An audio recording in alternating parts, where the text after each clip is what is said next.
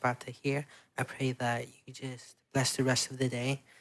I pray for peace for everyone and let them have a safe drive back. In the name of Yeshua, amen. Amen. Thank you, sir. Okay, so the rest of you can be seated, and we are going to go ahead and release both quivers first. And we're going to go to this door over here where General Pernack is. Both quivers, senior and junior. Parents, they will be going over to the North Cleveland building. If this is your child's first time over there, please go with them to fill out a little information. And that goes for our treasures class that we'll dismiss in a moment too. I might have had one too many M&Ms. Don't let me drive.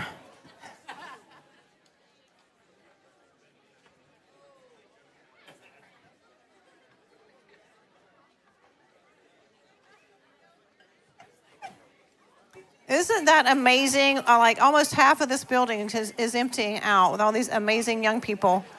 We love y'all. I hope y'all know that very much.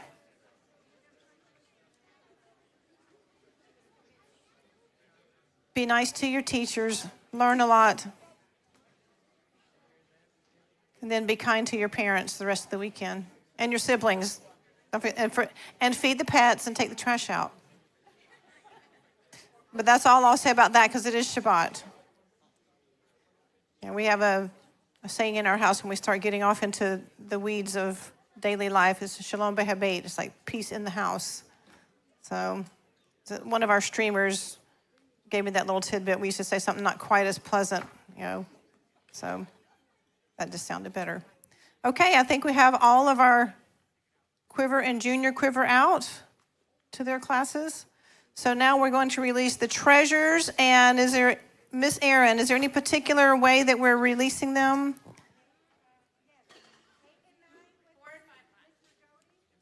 Okay, you want 8 and 9 first? Okay, if you see Mr. Jody Rhodes over here by the door. Mr. Jody, can you raise your hand? Okay, Mr. Jody's over here by the door. 8 and 9-year-olds. If you will go with Mr. Jody. And again, parents, for all of our children's classes, from senior quiver all the way down, if it's your child's first time, remember to please go and fill out a little information with their teachers right quick. Okay, Miss Nayla next. Okay, and 6 and 7 are ready to go with Miss Nayla over at the door on this side.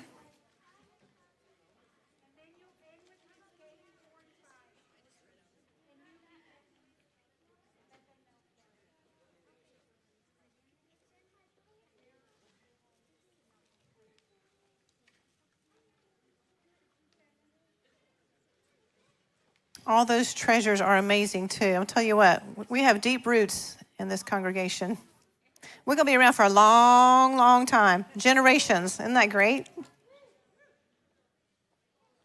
Okay, and are we ready, Miss Katie? Okay, 4 and 5-year-olds with Miss Katie.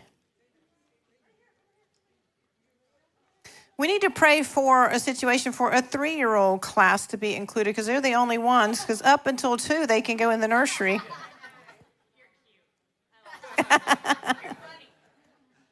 So are you teaching 3-year-old class today? I see that. That's awesome. Very good.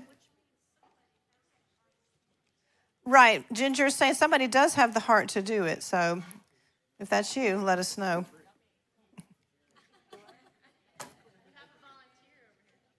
Okay. See us after service. Okay. All of our classes are dismissed. Is there anything else? We did. Yeah, Nehemias did it. He did? Mm-hmm. Anything else? He wants a cup of coffee. Are our streamers back with us yet? Yay. Okay, we're back. Yay. We got all our kiddos dismissed to their classes. I'm going to get coffee. I'm going to turn y'all over to Bill. I'm getting Bill coffee. All righty.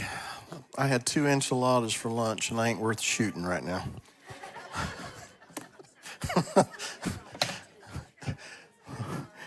They were really good.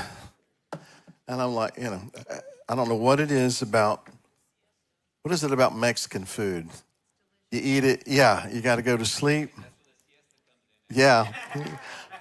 I mean, y'all are onto something with that. That's all I'm saying. Anyway. All right. No. So good afternoon. Good to see y'all again. Thank you, everybody who has, over the last several weeks, kind of jumped in there and filled in. The guys who've been moderating, facilitating the Midrash have done an excellent job. Don't you agree? So much so that we might do that a little more often, even if I am here. So, so today I thought, well, I'll sit in and give this a try again. I'm a little a little out of practice, but we'll go ahead and get started here.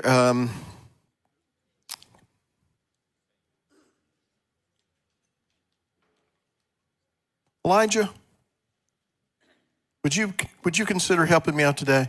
I mean, you're dressed so very nice. You look professional and very classy there. So if you don't mind, it's right here, buddy. Do you mind? I was going to ask you to do it anyway, but okay. All right. So anybody get us started here? I want to stick to the Torah portion or things that we discussed today first. And, if we have time left over and, we want to get into some other things, that's fine. But for now, let's try to stay topical. All right? Who has the microphone? Yes, ma'am. Well, It was on. It was on. hello. It's It there. is on. Yeah, it is on. It's a praise report. Okay, that's fine. It's a praise report. Will that work? That will work. We will always give time for that, yes. My daughter and I, my daughters, particularly my oldest one, we've been estranged for many years, 40, 50 years. And it's very sad, but it is what it is.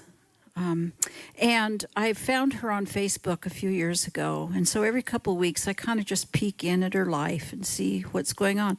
All these years, for about 6 years now, it's been about food and little memes, and booze is always in there somewhere, has been. And what? Liquor, booze. Oh, booze. Okay. And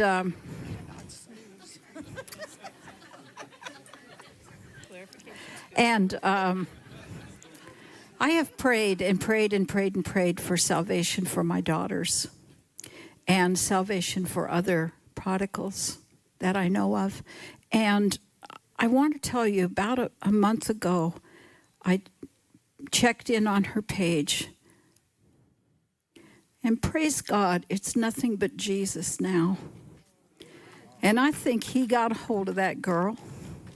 And it was right about the time that you said something to the effect, I won't be able to quote you, but you said something to the effect of praying into others' lives brings that. And you were talking about prodigals.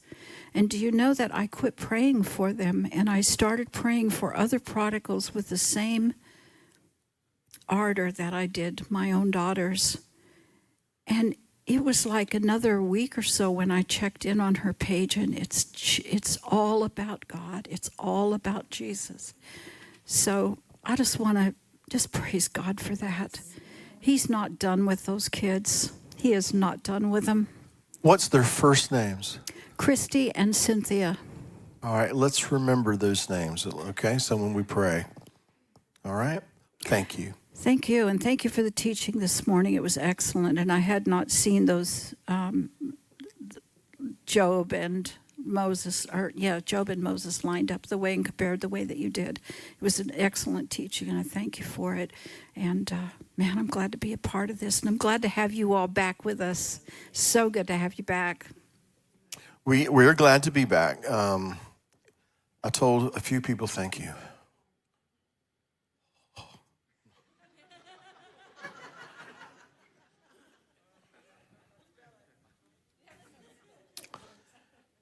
Benjamin Franklin supposedly said, beer is evidence that God loves us. Mine says coffee. Coffee is is the evidence. Anyway, what was I saying? We're glad to be back. I told a few folks that, it was kind of strange. I mean, after close to 5 years, being here pretty much every weekend, it was kind of weird, but it was needful. And again, we just really appreciate everybody who stepped in and took care of business. And some of them, you don't see them, you don't see their faces, and you may not know their name. But there's a lot of people who step in and make things happen. And when we're here, they do that as well. And so we're just very appreciative. And it's a blessing. So Beth and I and our entire family are blessed by you. We want you to know that. Thank you. Where am I? Yes, sir, Mr. Lang. Well, but since it's praise report time, we wanted to also just say that our son also, who is only recently kind of not as strange to us anymore, on his own, watched the service last week, didn't get mad, called and asked questions, and we're just thankful for it. We're thankful for it. So that's our Nathan, and I know there's more Nathans that are being prayed for, but yeah, so that was really good. I wanted to add to the praise report. Well, I appreciate that. While we're on the praise report, David Emmert, I just saw you walk in. Grab that microphone. And Aaron, if you're in here, you can add to this. But okay, he's not. Give us a quick update on this past weekend with the men. I heard y'all had a great turnout. Yes, sir. Good turnout. So the first meeting we had about 67 men. So we thought, okay, that's good. Second one, last weekend, we had 84. So I think it's going in the right direction. I'm not sure if there are very many men left after 84. Yeah. But it went very well. We're very blessed to be a part of what the Father's doing with that. And we've heard some very good reports. I think eventually we'll hear some reports of, from men that have attended. We're a little biased, but very grateful. That's great. I heard great things, and I heard great things from young men who were there and part of that, which is very, very encouraging. So I commend you and Aaron and Bob and all of those who are making that happen. We appreciate that very much. Thank you. And that just kind of, goes hand in glove with what we were saying earlier. We need to be a community of people who everybody's functioning in their purpose. That's what's going to make it work, right? All right. Thank you, David. I appreciate it. From Exodus 4:24. Okay, let me go back. I think I know what this is, but who is Yahweh seeking to put to death? I think it's Moses. If so, then why? Thank you. Yes, I think it's Moses. Why? I don't know. You're welcome. I honestly don't. I don't know. Obviously, there was something that was going on that's not really. It's not really made clear in the text, so I don't know. I don't know how else to answer that. Mr. Holsty, sir, and again, thank you, sir, for all you've done over the last several weeks. Thank you, sir. Happy to do it. Thank you for the opportunity. All I keep hearing is this Finnish word now. Might be something to it. I don't know. So I had a question here that may be a stretch, and that's why I want to run it by you. In 8:22 and 23, about the distinction between the two peoples. And in that day I shall separate the land of Goshen, in which my people dwell, that no swarms of flies shall be there, so that you know that I am Yahweh in the midst of the land. And I shall put a ransom between my peoples and your people. Tomorrow shall this sign be. Okay, there's a separation in 22. The language in 23, I think, is curious. It's variously translated, I shall put ransom between my people and your people, or division between my people and your people. That word, pedalet tav, pedut, is almost always translated Redeem. Yeah. So can we anthropomorphize this? is that the Redeemer that's actually between these two people? I think that would be the remes, right? Sir, yes, sir. Okay. So yeah, it is the word that it is translated division here or divide or however, but it is the word that's usually, well, there are more than one word for redeem, but this is a word that is commonly used. So I think that would be a remes is a hint, alluding to something without actually saying it. And I think that is even borne out later on when the darkness, that descends upon the land. It's 3 days. They can't move, but there's light in Goshen, right? There's that division once again. All right. So that darkness that can be felt, it's something a little different than just the sunlight being blocked out. Choshech is the term, but Choshech is also that term at the very beginning. Then the light comes forth from that darkness. Psalm 18, he makes Choshech his secret place. All of these things get connected.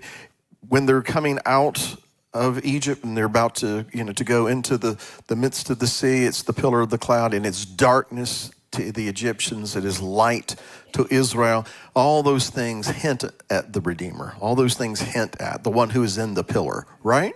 My name is in him. Listen. So all of that is to say, I think that's the remes. It's the hint. It doesn't say it emphatically, but I think we could deduce that from it.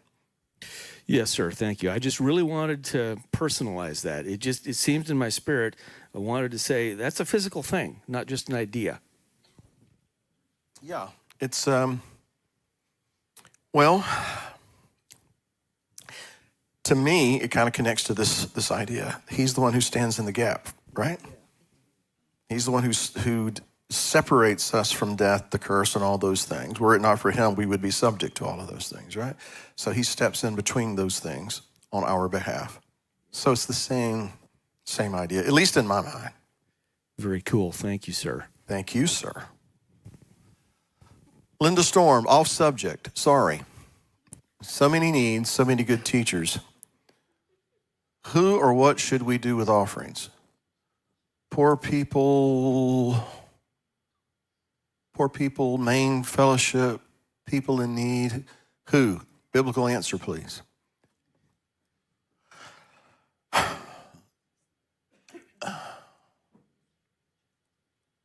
Well,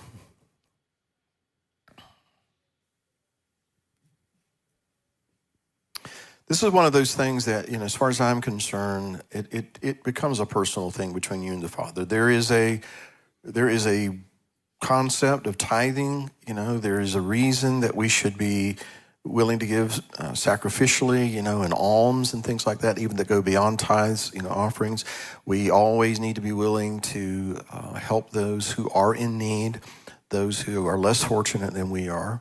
Some people choose to do that through a congregation such as this, who try to take care of people who are in need when we're aware of it. We have, at this congregation, we have a very, I would say, robust benevolence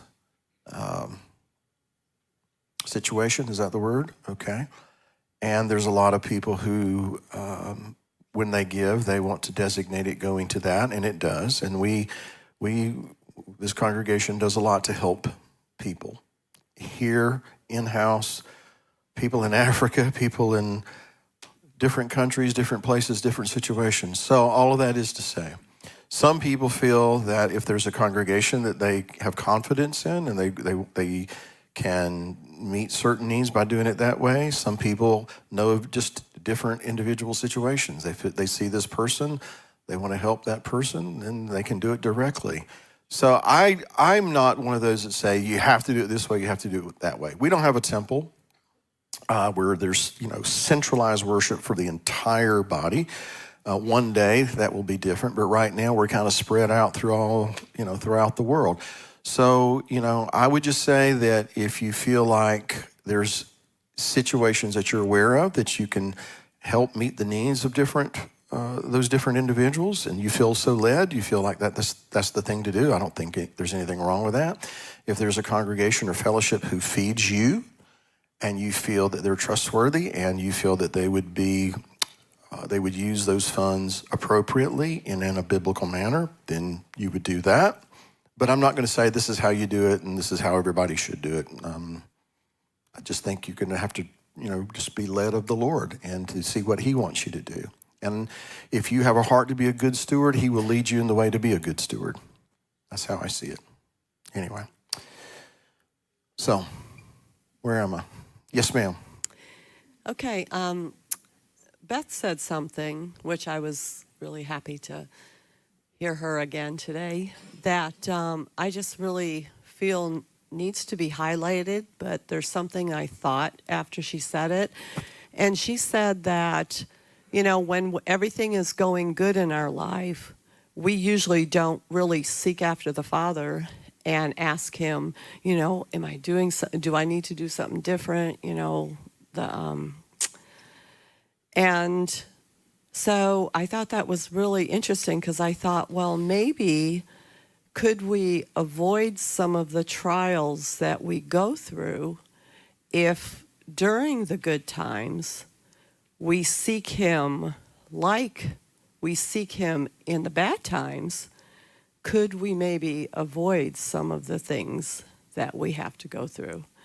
So what she said just really hit me. It was so profound that I wanted to highlight it. I personally think a lot of it could be, actually. I do. I think there are probably always going to be situations where the Father, unbeknownst to us, needs to allow things to happen in our life for reasons that only he can see and we can't even understand yet. But that being said, to me, if I love him with all my heart, soul, and strength, the end result of that is blessing, benefit. It's life, and those kinds of things, which to me, it doesn't eliminate completely all of the other stuff, but it certainly seems to me it would curtail it, it would cut down on a lot of it. That makes sense to me, because usually, and I will use myself as, the example, when I'm in those situations, not exclusively, but it's because I didn't do something, I did do something, or whatever, and now I have to address it. Anyway, so I think that it would be good if it worked that way. It'd be better if we actually took it upon ourselves to act that way, right?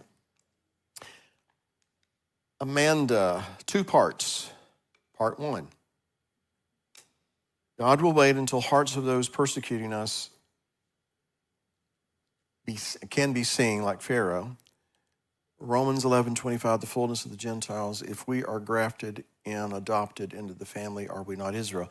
Okay, so was that part 1 and 2, or that was part? I need you to go back because I need to read that again. I'm sorry.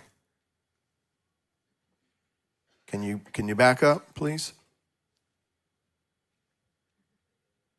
All right, so let me read this again. Part 1, God will wait until hearts of those persecuting us can be seen like Pharaoh. All right, so I do believe that, in part anyway, the reason that the Father allows certain things to go on, as far as we're seeing things and as far as we can perceive, unchecked, I don't think that's necessarily the reality, but that's the way it seems at times. But yes, I believe that he will allow wicked people to do wicked things, in part so that, it becomes obvious just, what is in their hearts, for it to be revealed. When Satan, the adversary, when he fell, when he rebelled against God, why didn't God just pinch his little head off, throw him into hell, and be done with it? I think that it's because when all is said and done, no one will be able to raise a finger of accusation against God and say you are unjust.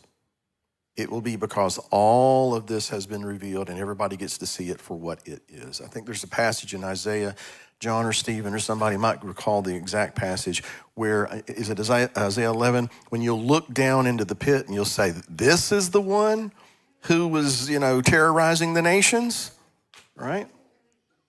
So I think that it's in part he allows that to go on so that everybody gets to see this is what wickedness looks like. This is the fruit that it produces. So yes, I do believe there's something to that. Now, I don't understand if Romans 11:25 and the fullness of the Gentiles, I don't know if that's part 2 or you're connecting it to part 1. But anyway, the fullness of the Gentiles, if we are grafted in, adopted into the family, are we not Israel?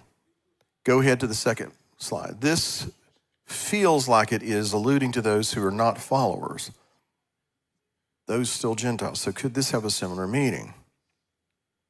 People's hearts, their intents, purposes being fully known, fullness of the Gentiles rather. Okay. As far as being grafted in, being part of that family tree, yes, I do believe that makes us part of Israel. We are grafted into the family of faith, known as Israel. I'm not following you on, it feels like this is alluding to those who are not followers, those still Gentiles. So could this have a similar meaning? I'm sorry, I'm not following you on that, but I will just explain to you what I understand Paul to be saying in Romans 11. There's that tree that is the family tree of faith. Some of the branches got broken off, he says, because of unbelief. And so they're broken off. And then we, who are of a wild tree, have been grafted in contrary to nature, he says, which in the physical would mean that the branch that is grafted in is to become part of that tree, not to begin another tree, grow in a different kind of fruit, but to become part of that tree, to be conformed to that, which in the end means Messiah. Because whether you're Jew or Gentile, everybody gets grafted into the Messiah. Zechariah chapter 4 alludes to that. So I'm as far as the fullness of the Gentiles in verse 25, Meloha Goyim would be the Hebrew equivalent of that, which connects us over to Genesis when Jacob has Manasseh and Ephraim there and he crosses his hands and he says of Ephraim, in you shall be the multitude of nations, or Meloha Goyim, or fullness of the Gentiles.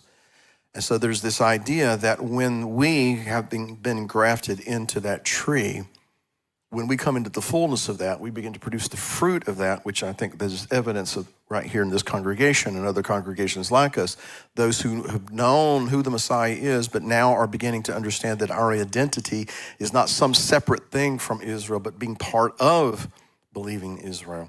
And we begin to produce the fruit of that. That is what provokes the natural branches to do what they are supposed to do, and that is to produce that same fruit. And then you see this fullness he's talking about. So that's what I understand it to be, and that is a very, very condensed, boiled down version of my position on it. I don't think that that is getting into non-believers there. The ones who have been broken off were broken off because they didn't believe, because they weren't faithful. But then he adds that you and I who are grafted in aren't to boast, because God can graft them in again. So I don't know if that answers your question or not, but I'm not seeing the connection you were trying to make there. Yes, ma'am. Couple of things I'd like to bring out, and the first one is I'm kind of horsebacking off of what Sister Marlene was saying there. This scripture had come to me earlier in the week, and this is King James, but this was after the plague of the frogs, and it says, but when Pharaoh... I'm sorry, where am I at, Mary? Oh, I'm over here in Exodus 8. Okay. After the plague of the frogs, and when Pharaoh saw that there was respite, that word stood out to me, respite. In other words, a rest. He hardened his heart. Now, we know God hardened Pharaoh's heart, but in this where it says here, Pharaoh saw that there was respite. He got a relief because Moses had prayed and Aaron prayed and the frogs went away. So there was that relief, but then Pharaoh hardened his heart. And when I was reading this, I was thinking how that, that is the case with so many people, Brother Bill. When that pressure is on and that squeeze is on and they're going through trials and going through stuff, they'll start making all kind of promises to the Lord. Lord, if you'll just get me out of this situation, I'll go to church, I'll serve you, and I'll work for you, and, because that pressure is on them. But when that relief comes and when God starts touching their life, and I've seen this over and over, when God starts touching their lives and he starts moving for them and things start turning around, they have that respite, they have that relief from that, then their heart's hardened. And they'll go right back to where they were and forget all that they had promised the Lord that they were going to do, or, because they got that relief. And so, we got to be careful when we're in those trials, what we say, what we promise to the Lord, and we got to be careful that we're not going to harden our hearts. But anyway, that was one thing I wanted to bring out. I thought kind of went along with what Sister Marlene was talking about. And another thing that you had brought up earlier was about Job, and how that there in the 2nd chapter of Job, how that Satan, when the Lord asked Satan, said, "Where have you been?" And he said he's been through the earth, throughout the earth. And immediately this scripture here came to my mind, Brother Bill. It's 2 Chronicles 16 and verse 9. Because even though Satan is going throughout the earth, the Lord says, "For the eyes of the Lord run to and fro throughout the whole earth, to show himself strong in the behalf of them whose heart is perfect." So Satan may be on the move and he may be running to and fro the earth, but praise God, we have the Lord's eyes are also running to and fro. He's looking for that people that's going. He's wanting to show himself strong in our weakness. And, when our hearts are perfect, he said, whose heart is perfect and right toward him, he's going to show himself strong in our weakness. And he's looking for that people that he can manifest himself through and show forth his glory and his power. Amen. Thank you, Mary. Thank you, ma'am. And just for what it's worth, and I don't know what it's worth, but that word respite, the root word is ruach. Okay, right. Yeah, it's like a recovery of breath, right. Mm-hmm. But you're right. That is our nature, isn't it? When the pressure's off, we go back to the same old thing again. We got to break that habit. William Pierce, in Exodus 6:2, Yah appears to patriarchs as El Shaddai, but not I am, or Yud-Heh-Vav-Heh. Can you elaborate how and why his appearance differs? Well, I think we've talked about this before, William. But it is obvious, if you go back, I think Genesis 15 is an example. Abraham knew that the name of the Creator was Yud-Heh-Vav-Heh. Let me just find that passage real quick, if I can.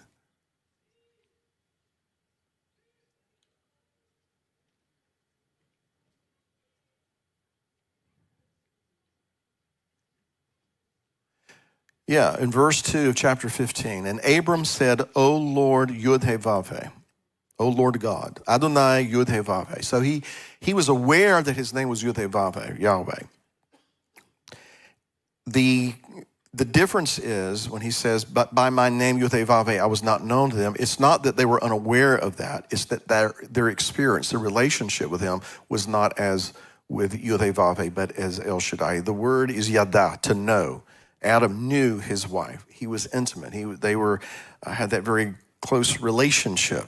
And so that seems to be the key phrase, not that they were unaware that his name was Yud-Heh-Vav-Heh, but their experience with him was not as with Yud-Heh-Vav-Heh, but with El Shaddai, which to me speaks to the idea that El Shaddai is the one that calls him to walk before him. I'm going to make these promises to you. But Yud-Heh-Vav-Heh is the one who brings those promises to pass. It's the same God, obviously, but it's the experience they're having. I had a grandmother who knew nothing about Shabbat. She knew nothing about the feast days, eating clean. Are you kidding me? Every weekend we went over there. It was a pot of green beans with the biggest ham hocks you ever saw in your life thrown in there. And so she didn't know anything about this. But I have this very vivid memory of that very feeble lady. Her hands were just gnarled with arthritis, and she could barely get her arms up. But I remember one time she was singing this song, this spiritual song, and tears began to streamed down her cheeks, and the best she could, she was holding up her arms and just praising God and worshiping in that room. I remember that as a child. There's no way you're going to convince me that that woman didn't have a heart for God. But was her experience with the Creator what you and I are now coming to understand? Do you understand what I'm trying to say here? So if you will allow me, she knew him as El Shaddai, but as Yud-Heh-Vav-Heh was not known to them, okay? She was looking forward, in a sense, to the day that you and I are now experiencing. You get me? So that, I believe, William, is the difference. They knew his name was Yud-Heh-Vav-Heh. I just read you one passage of many that acknowledge that. But their experience, they were looking ahead to the redemption. Moses and Israel were living in the time of redemption. And that's why they knew him as Yud-Heh-Vav-Heh. So hopefully that made sense. Where am I? Nobody? All right, well, let's go home. No, over there.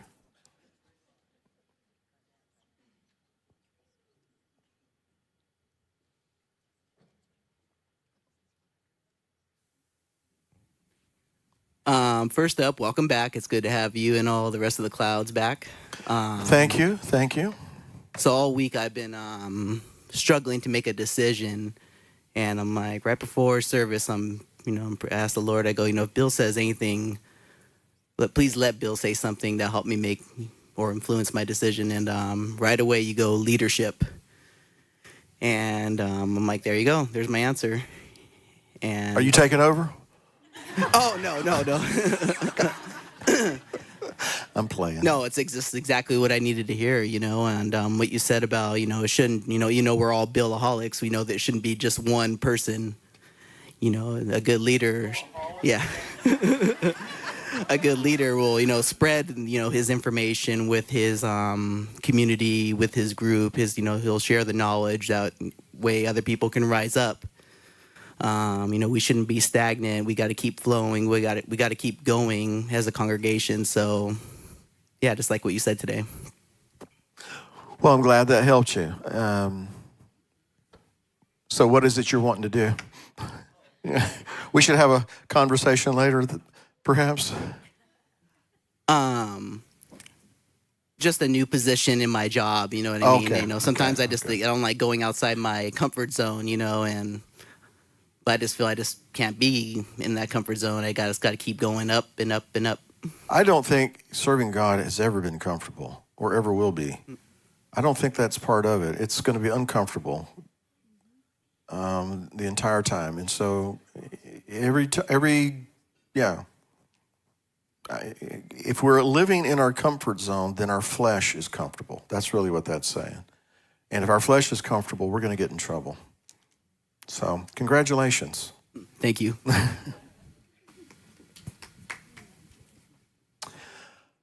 Lena Kay, some years ago, a very notable Messianic teacher taught that God's people would be granted places of protection during the time of tribulation. What are your thoughts on this? I think the safest place to be is exactly where God wants you to be. Sometimes that might be in the belly of the beast. That might be in the middle of Babylon, so that you'll have to get thrown into a fiery pit, so that the most powerful man on earth can see that the God of Israel is God. So were they not in a protected place? It seems to me that they were. Was it the place that they would have chosen? Most likely not. And there's a lot of other examples in that. So I understand what you're saying, and yes, I'm familiar with the idea, and I don't disagree that there will be places that will be. Well, God put Israel in Goshen, right? Goshen was the choicest part of Egypt, and through Joseph, they were allowed to live there. But they were still in exile. They were still in Egypt. They were still living among enemies. And as time went on, those enemies began to rise up against them and see them as a threat. And you know how that story goes. Nevertheless, God placed them there. But he put them there in Goshen, it seems to me, not only so that they would thrive and multiply, but when the time had come for them to be taken out of that place. One of the last things he's going to do is he's going to use those people that he's deposited in that particular place to be a light to those people. Not necessarily to inspire the Egyptians to be followers of the God of Israel, although that is, it's a good thing if that would have happened, but to be a witness to the Egyptians and to the world that the gods of Egypt aren't gods, that there's only one God.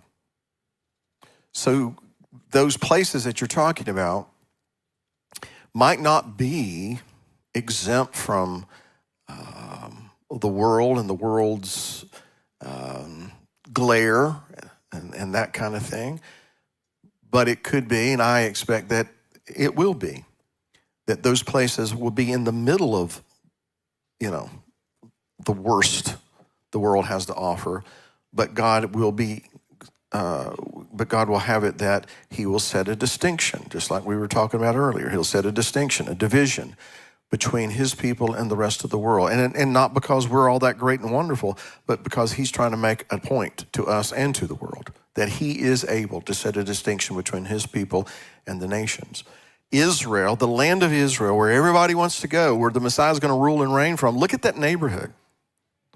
It's the worst neighborhood on the face of the earth, right? And yet that's where God chose to deposit his people. So anyway, I'm straying a little bit from your question or the intent of your question. Do I believe that he will have places that he will call his people to gather to? I do. I really do. Will it be completely exempt from any of the things that will be going on in the world? I think it's going to be kind of like the pattern that we see. He will set a distinction, but they're certainly aware of what's going on around, and they're still being held back by Pharaoh, the restrainer. But God's proven a point. And one other thing before I move on. If you read it, and I know we've talked about this before, but since we're on this topic, if you read it very carefully, it seems that the plagues, the first 3 affected everybody. Then there is a distinction between those who lived in Goshen and Egypt. And that to me hints at there were many among his people, even though they were living in Goshen, that were still embracing the gods and the ideology of Egypt. And he had to make a point to them as well. So anyway, so those are my thoughts on the matter.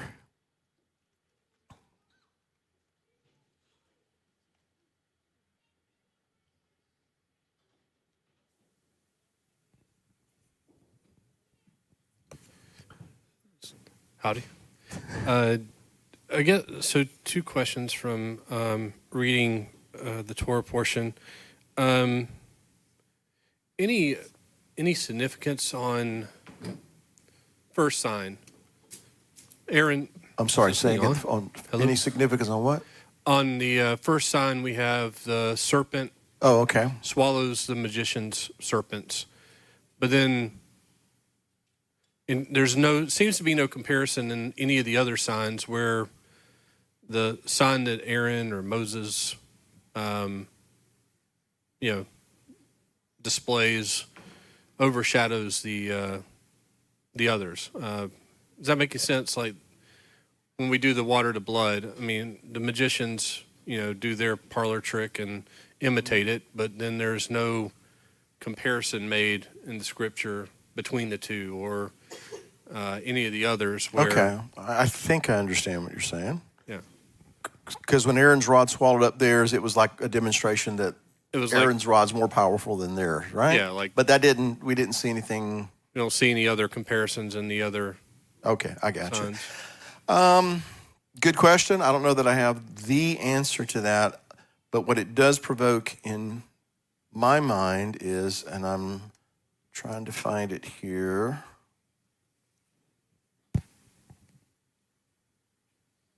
Hold on.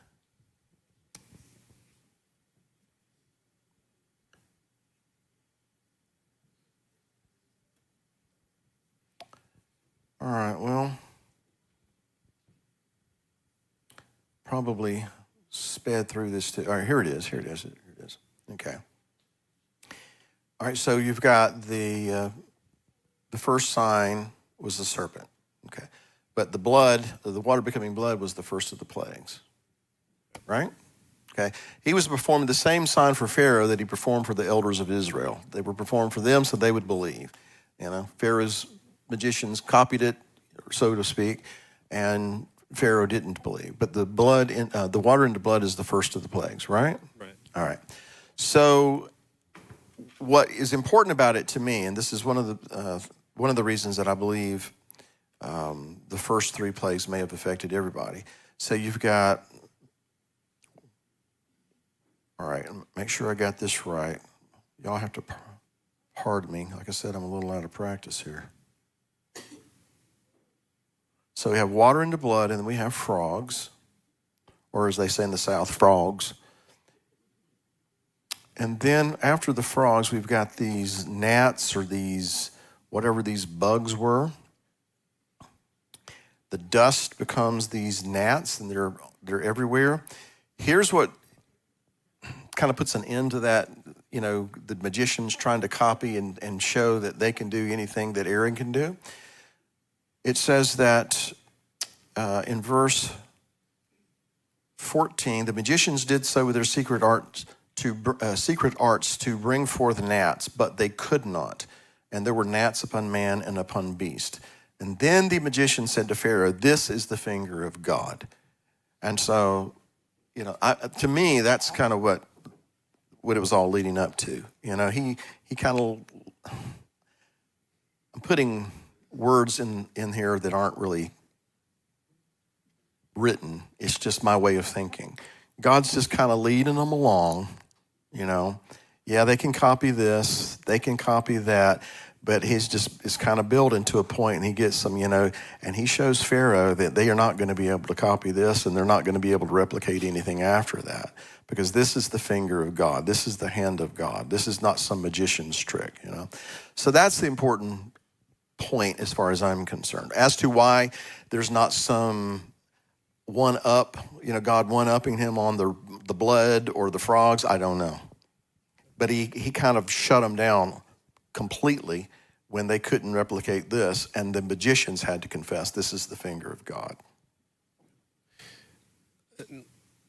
So many questions out of this portion, but the last one so that someone else can have a go. In studying, because of the culture, when it was written, always whenever there's been a woman who's been named, I've heard you need to take note, there's something to learn there.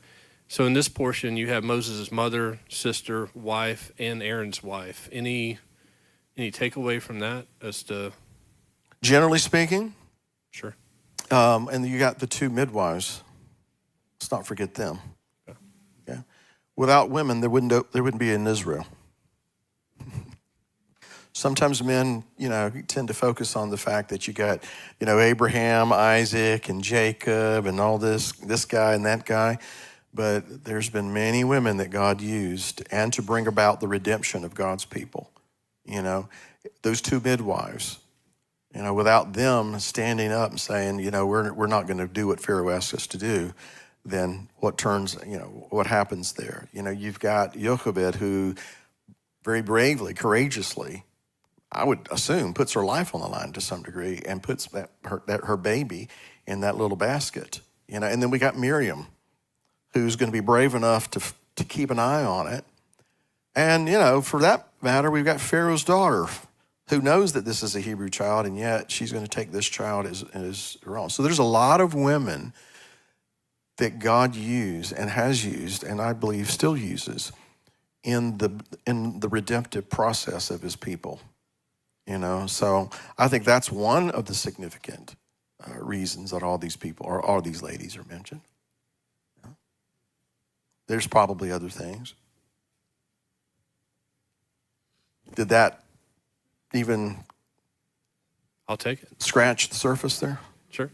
Yeah. Well, I think it's right. You're right that considering the culture, if he's going to go to the trouble of making certain that these women are mentioned. Moses is writing this. We would think he's going to write his mother's name down, right? And his aunt. But I think it's much more than that. Without some of these women doing what they did courageously, theoretically anyway, there would be no Israel. God used them in the redemptive process, and in the early stages here. You think about Messiah's ministry. There's a lot of unnamed women that supported his ministry so that he could do what he was doing. So anyway, that's my thoughts in general.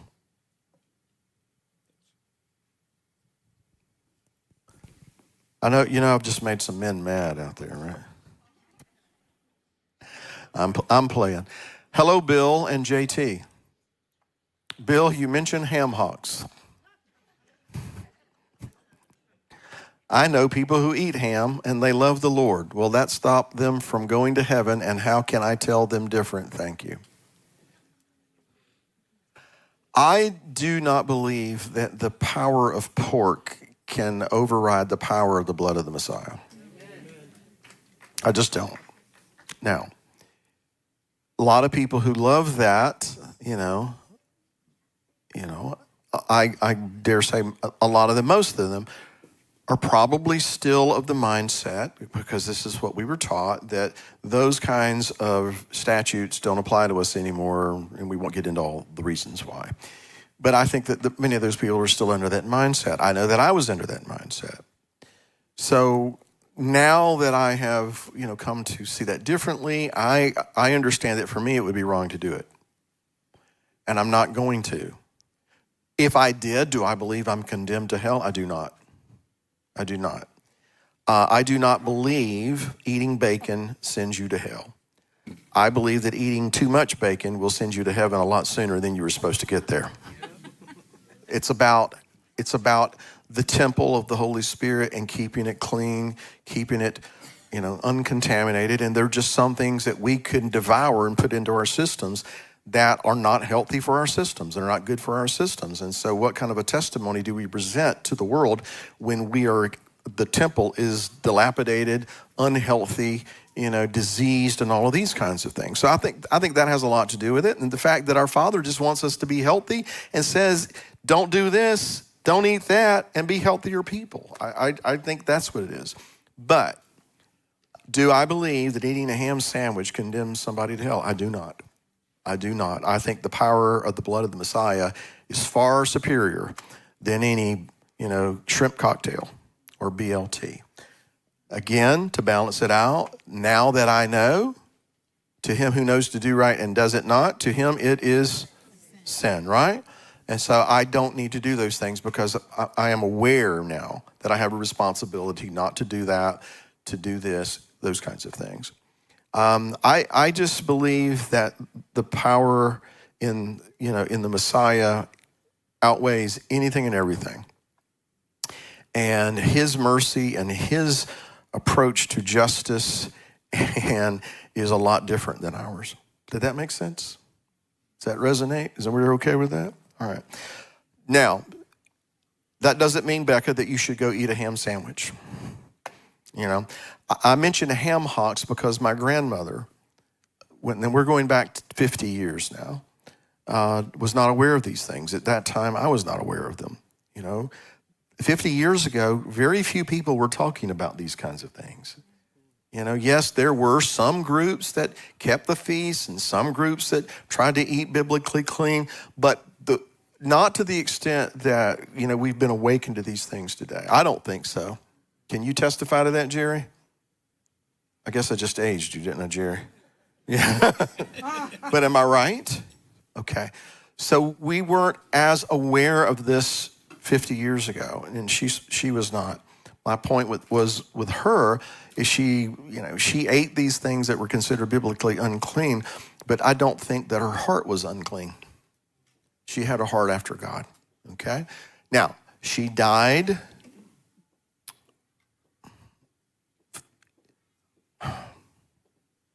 body-ridden with pain, and perhaps some of that was due to diet and lifestyle. Maybe a good bit of it was.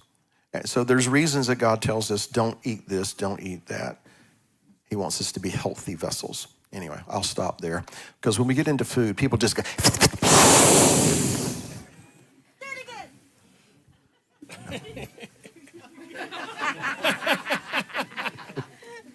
All righty, where am I? Oh, okay. Yes, sir. Good afternoon. I didn't really have a question, but I had a comment that might help clear up Kevin's line of thought about the plagues and what the significance of those were.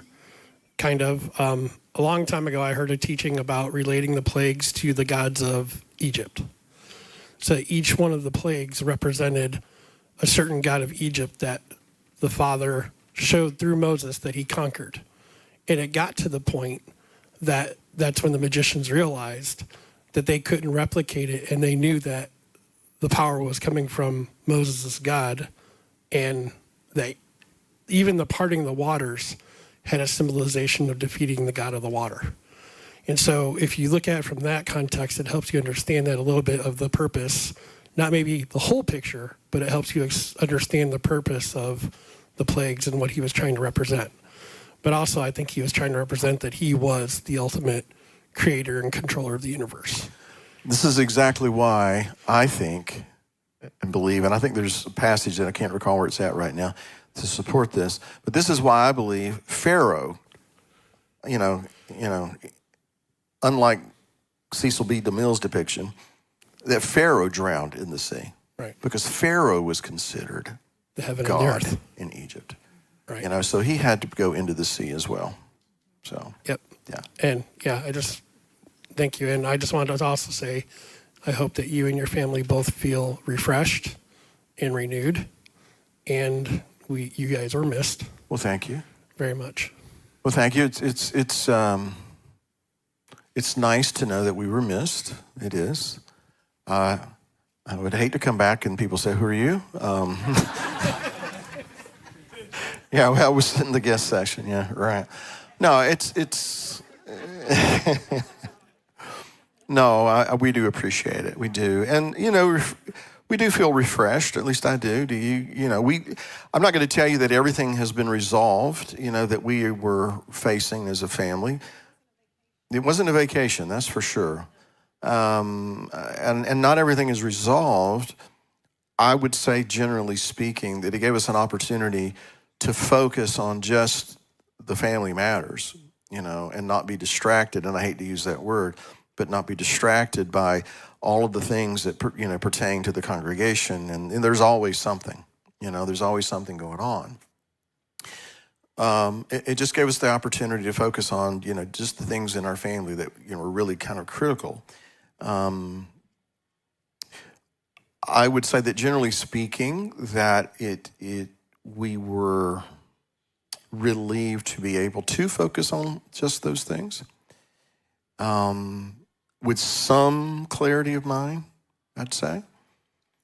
And there is, I would say, generally speaking, a positive direction that we're headed in. Okay? Would that be a fair assessment? That doesn't mean that anything has been resolved completely. It's not. There's still some things that we're going to have to address and face and deal with, and we will. But I feel like that we're better, we're just rested in here a little bit more to handle it a little bit better, because it just kind of got overwhelming. Does that, yeah? Well, I think that was a good assessment. Like he said, it wasn't a vacation. Several people I have talked today, sometimes you just kind of have to take yourself out of the game because you know that you're not strong enough to properly play your position at the moment. And for the sake of the team, you have to take a step back, strengthen yourselves in whatever capacity is required. Just sit on the sidelines and wait for the coach to give you your next instruction, because if you don't, then, think of a quarterback who doesn't know the plan and is not listening to the coach. They're going to lead you in the wrong direction. Not only go there themselves, but they're going to lead you that way. But the great thing about taking that time is you sit still and listen like he instructs you to. And for a large part of the time, he says nothing. And you're still sitting and waiting. You're just obeying. And then, we talked about this morning how sometimes you feel like just quitting right before the breakthrough. And I'm not going to say in every area we've had a major breakthrough, but when it seems like several pots are simmering and about to overflow, and you're going, what are you doing? What are you doing? And you keep asking this question. I know you know what you're doing, but can I have a clue? And then he just kind of opens the curtain just a little bit, and he gives you a tiny little glimpse, and you go, oh, okay, I'm good to go. And it's exciting when you see, you don't even know all the details. You don't know how it's going to turn out in the details. You just know it's going to be good and that you're going to be blessed in it. And I kind of feel like we got a little bit of that. Would that be? Yeah, we got that little teeny tiny glimpse that gave us the encouragement to know we're still in this game. We're still going to lead as long as you say lead. And we're knocking down the opposition, going towards the goal line with his help. So that's why we said it wasn't really a vacation. So, but we did miss all of you. We really did. And I appreciate everybody's welcome us home. Well, I know we're kind of talking vaguely, and that's on purpose. There's still some things that need to be addressed, some things that will hopefully be resolved soon. And then maybe one day the Lord will let us, just after all this said and done, maybe he'll just kind of allow us, to share a little bit anyway, to kind of let you know. But I mean, she and I are good. Okay. I just want to put that to rest. It was never about that. Yeah, and we and the kids are good. Nobody's killed somebody. There's no bodies buried anywhere.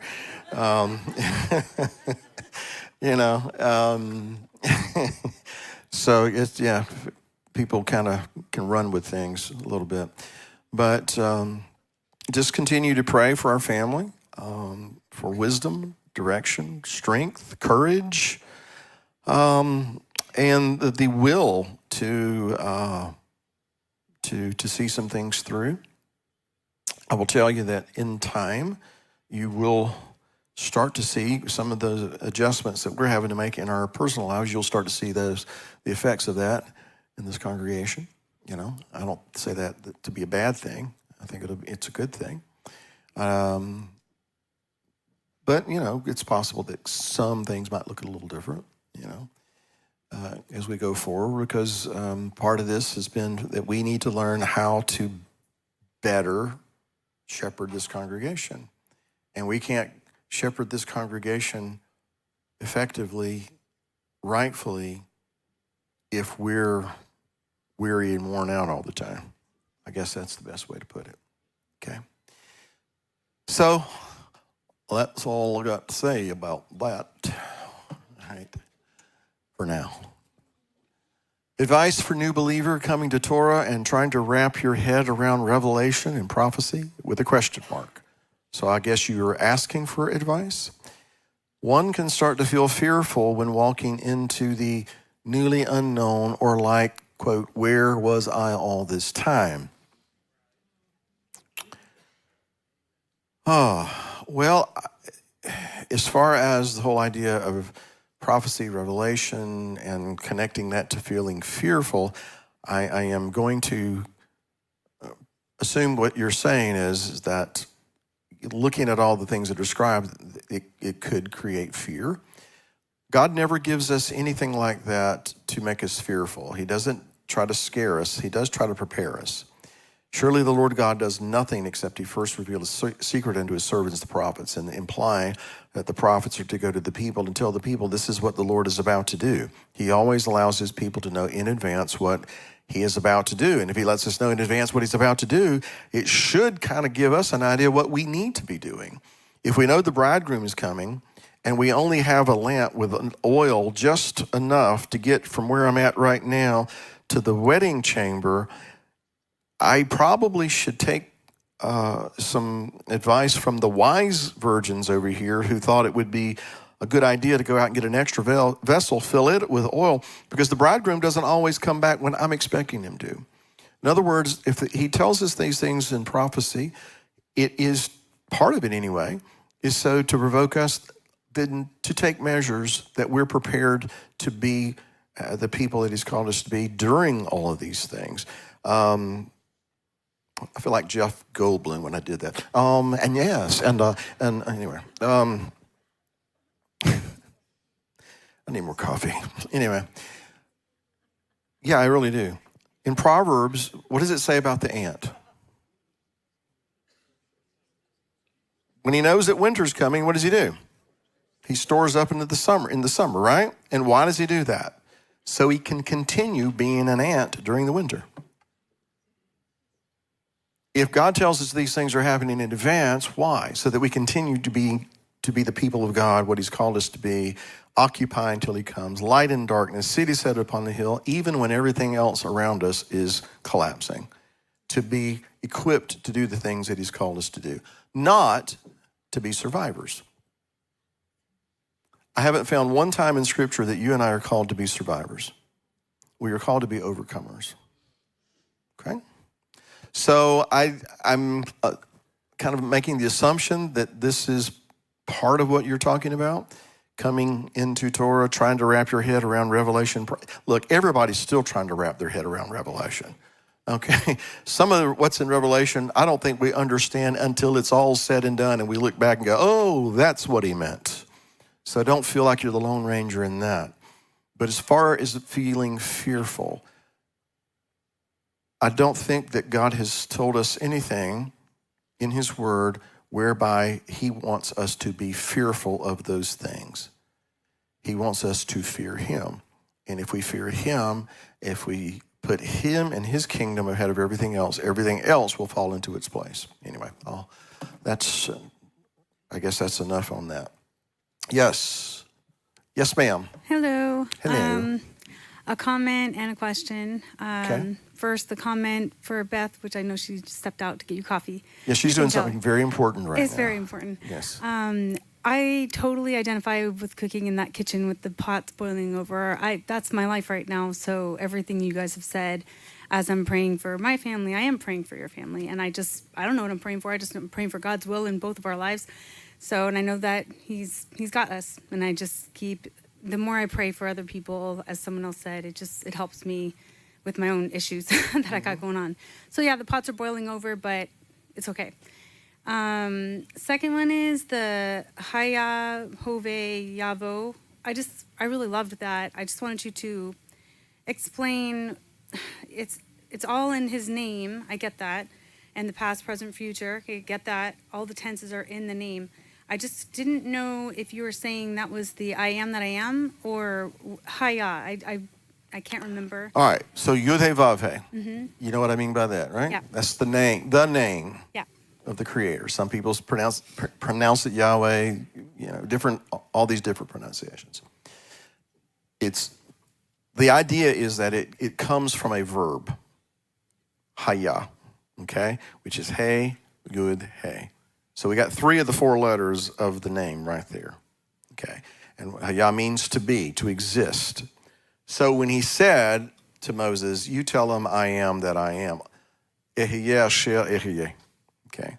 Even that has that verb in it, that root, that idea. I exist because I exist. Now, that one I don't take too much to be his name as much as he's saying, you just tell them, I exist because I exist, and it's not going to fit into what they're familiar with, considering that in Egypt you got the God of this and the God of that, and they got an image there to identify, to look at, touch, feel, handle, analyze, and oh yeah, that makes sense to me. He's saying, I am that I am. That is not going to make sense to anybody. That doesn't compute. That doesn't fit into our finite little brain. But you tell them that's who sent you, right? Because this should, kind of stir up things that they have heard from their fathers and grandfathers, that served the God of Abraham, Isaac, and Jacob. We're not too far removed from Jacob at this point. A couple of generations, right? I'm going to run around Mount Sinai here for just a minute, all right? In Ezekiel 20, this is centuries later. Ezekiel is sent to that rebellious house of Israel.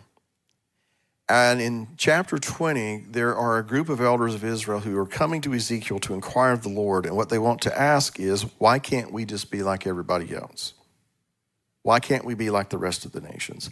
And before they can even ask that question, the Lord, through Ezekiel, stops them and says, I'm not going to be inquired of.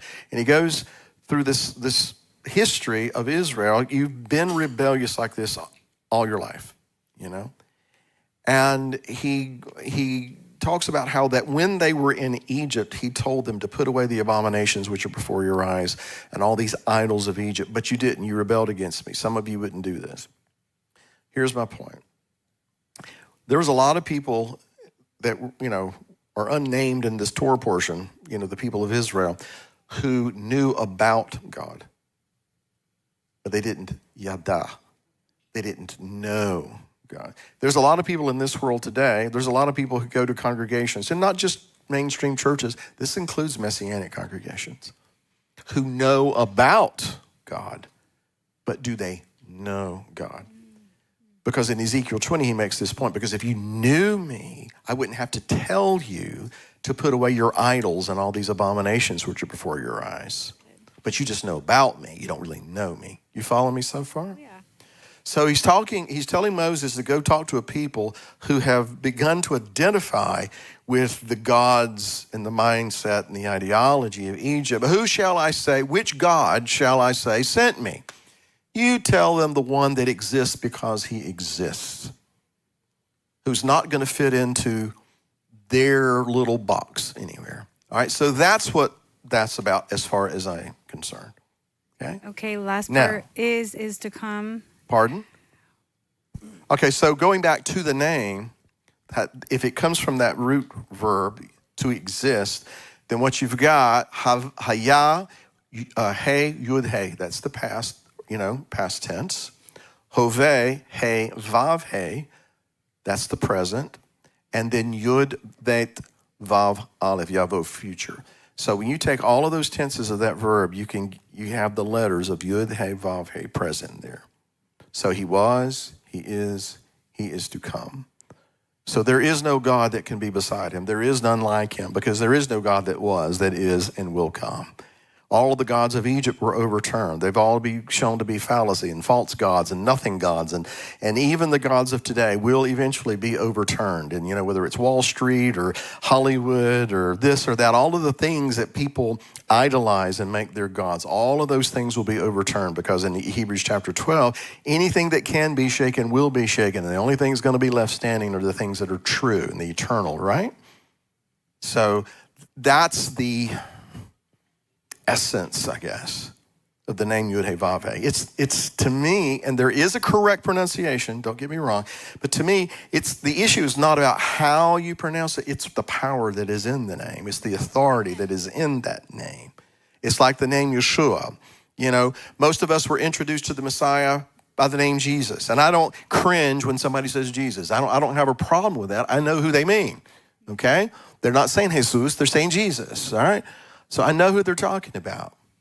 But we choose to refer to him as Yeshua because the name Yeshua means salvation right now, right this instant, in the present.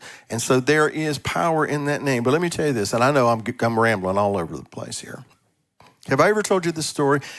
When I worked in Florida, Beth and I lived in DeLand, Florida, I was the manager of a paint company.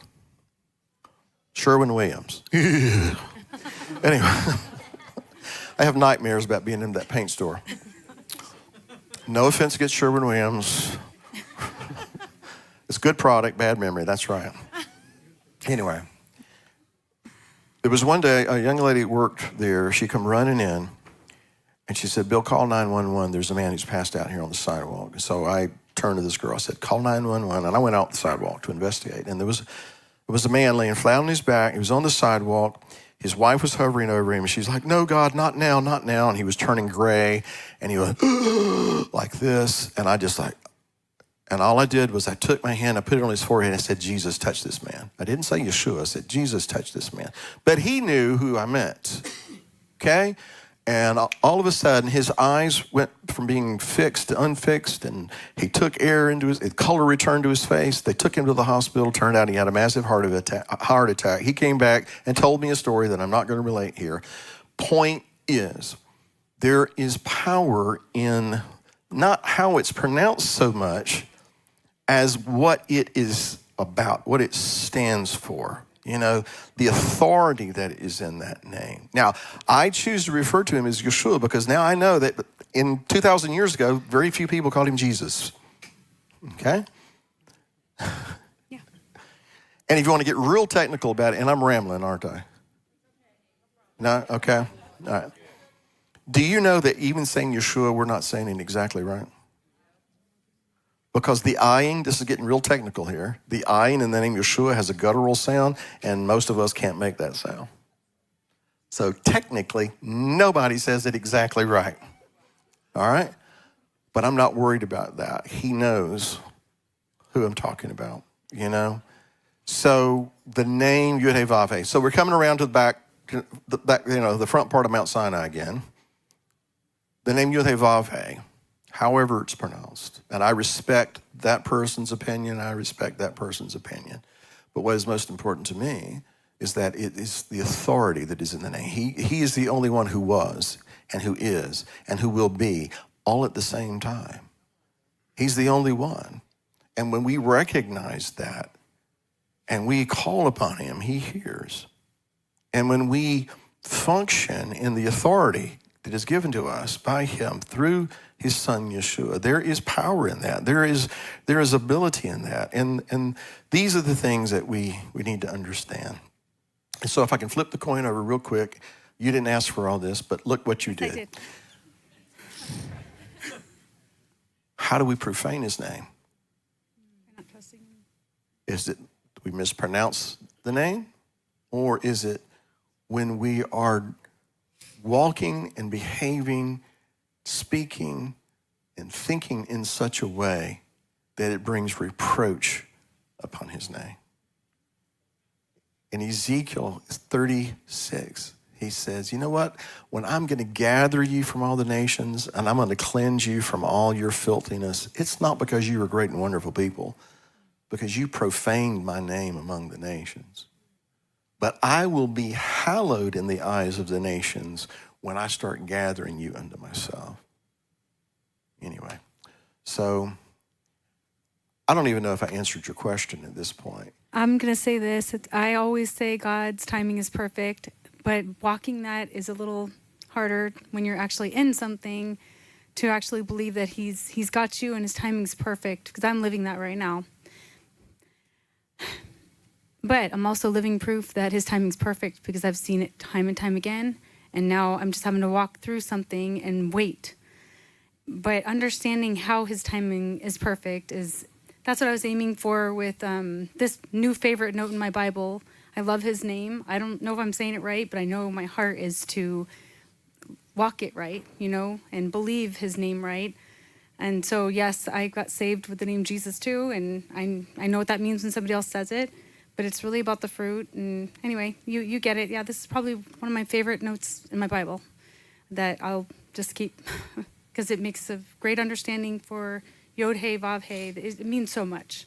I really appreciated that this morning. Well, he was there in my past when I was a little kid, and he walked me through some things. He's with me right now, and he knows where I'm headed.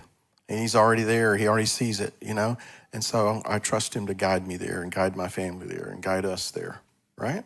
Yeah. He's the same one that when I was throwing tinsel on a tree and eating colored eggs, eating ham on Easter Sunday.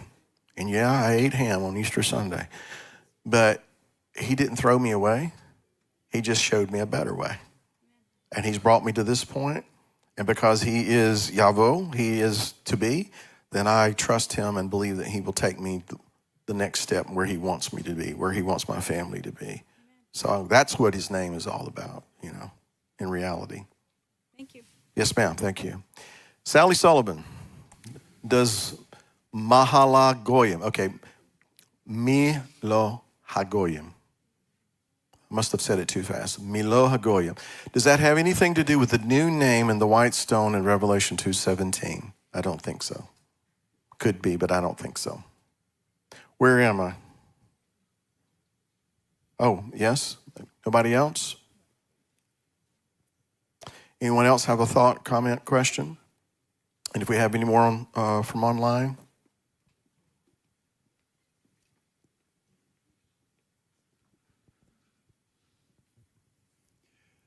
This week, Joanna and I have been revisiting some of Brad's old teachings. And he said something in relationship to Exodus 3, verse 12. And he said, certainly I will be with you, and it shall be a sign to you that it is I who have sent you when I have brought the people out of Egypt. You shall worship God at this mountain. That's the sign that God gave to Moses. It's not to the people, but it was to Moses. And that, I'd never seen that before, and that was just kind of remarkable to me. That is the sign that Moses was looking for. Not just to deliver them, but to take them to the mountain. And it wouldn't have meant anything to anyone else except to him. Yeah.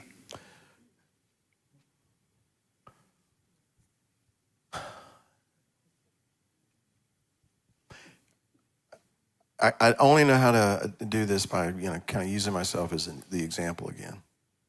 But there are things that I felt like God showed me a long time ago. And at the time, you thought, I really believe God told me this. I really believe God showed this to me. But to try to explain it to anybody else, they just look at you like, yeah, okay, right. God talks to you. Oh, okay, that kind of a thing.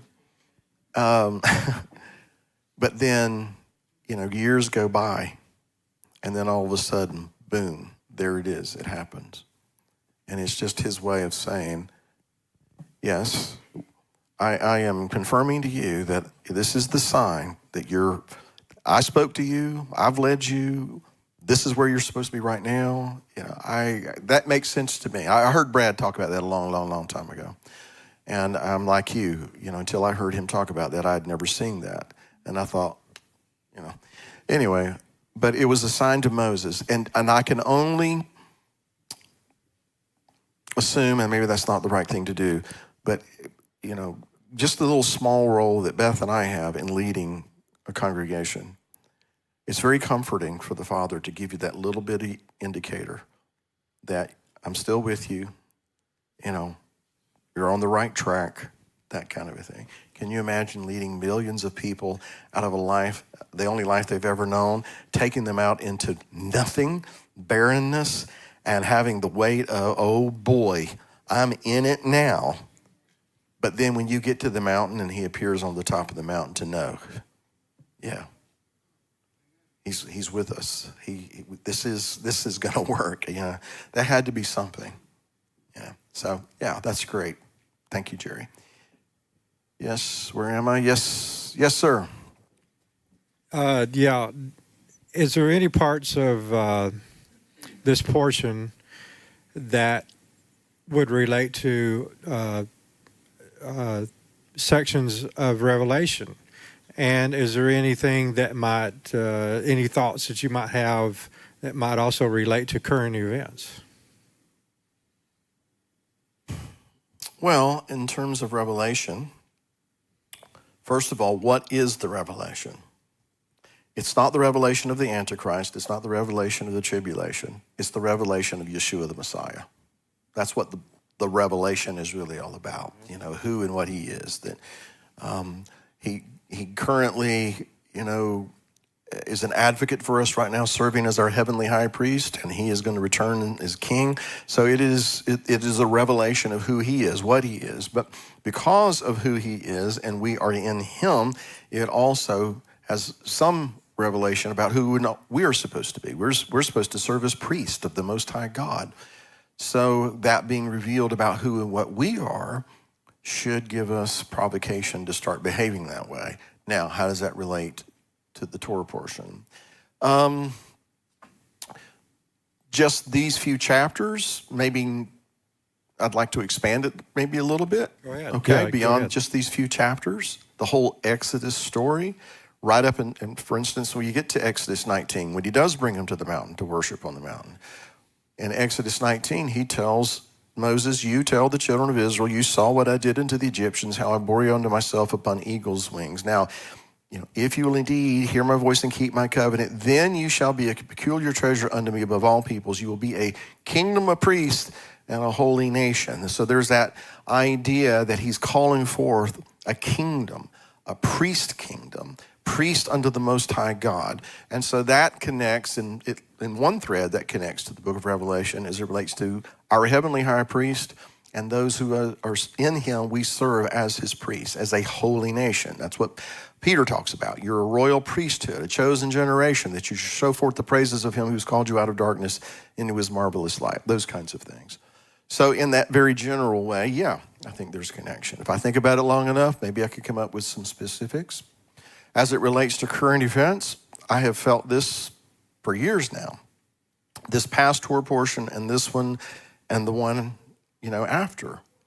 It starts out with a king who didn't regard Joseph, and he begins to see God's people in his nation as enemies of the state. And so he begins systematically, through policy, to put them in a very vulnerable position so that he can isolate them and eventually kind of, enslave them. It wasn't overnight, I don't think. It took time. And one of the first things is that he set taskmasters over them. That first occurrence, the word taskmaster, is a different Hebrew word than all the other times that narrative mentions taskmasters. And the first mention actually would be better rendered tax masters. Because you have to think, before Joseph had all this grain, Pharaoh owned it, and the Egyptians came, and they sold off all of their stuff to get grain. They sold off all their property to get grain. And eventually what did they have to do? They had to sell themselves, more or less, to become indentured servants to Pharaoh. But that was not the way with the Hebrews. They didn't have to do that. So they were, distinct from the rest of the Egyptians. They had not sold their soul to the government, let's put it that way. But when this new king comes on the scene, he identifies the problem, sees that they're more and mightier than he, and so he gets his counselors together, and they start to systematically steal, kill, and destroy. And the first thing they do is they overtax them, and they basically put them in a financially vulnerable position. And then they begin to, these people are troublemakers, we need to kill their children. He made them enemies of the state so that the Egyptians, the citizens, the people began to oppress them. The Egyptians made their lives bitter with this hard labor. So you think about what's going on in our world today. I mean, it's all over the world, I'm sure, but just here in the United States, people who are believers have gone from being honored citizens to being enemies of the state. We're the problem. We're the reason the world is in the mess that it's in right now. We're the bigots. We're this, we're that. And that's happening right in front of our eyes. So the pattern is there. Where it ends up, so those are some of the things that come to mind. Did you have something else in mind? No, that's all. I just wanted to hear your thoughts on that. Well, a long time ago, about 15, 16 years ago now, I did a teaching called The Pharaoh Who Knew Not Joseph. And it got very specific about some things. And this is not a shameless plug. It's just that if you want more details, you can go find that on my website and you can listen for about 2 hours to my opinion on the matter. All right. Of course, different president back then. President back then had a guy by the name of Joe Biden for vice president.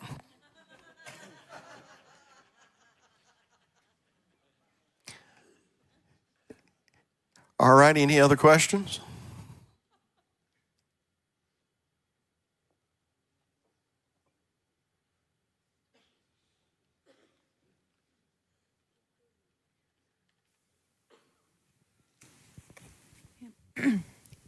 Brother Bill, I have a question. And is there any correlation that you see between the plagues starting with blood and ending with blood?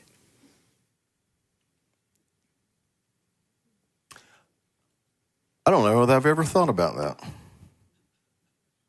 to be quite honest. I'd have to meditate on that.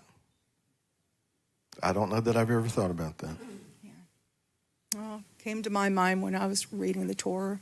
I thought, it started with blood in the river and then ended with the blood of the death of the firstborn. Well, now, as we're talking this through, that river that turned to blood is the same river that Pharaoh had all those Hebrew males tossed into.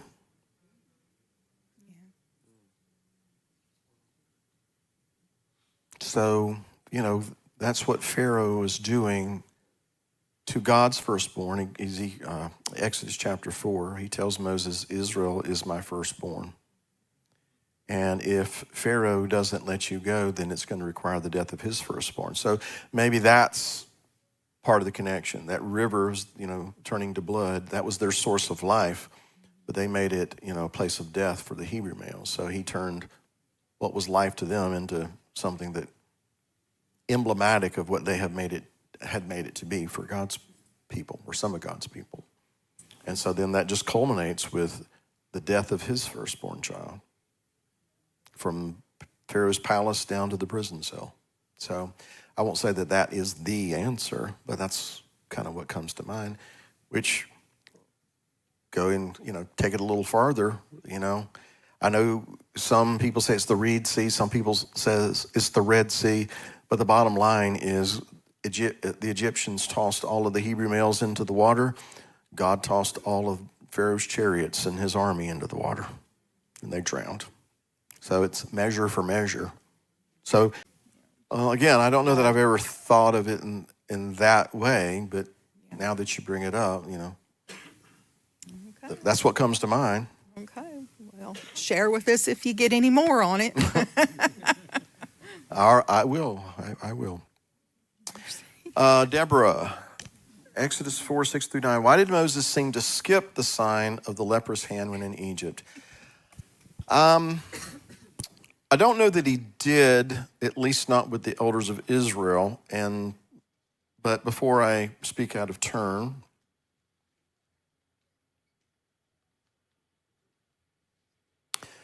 that, along with the serpent, the rod becoming a serpent, were signs that he was to perform for the children of Israel.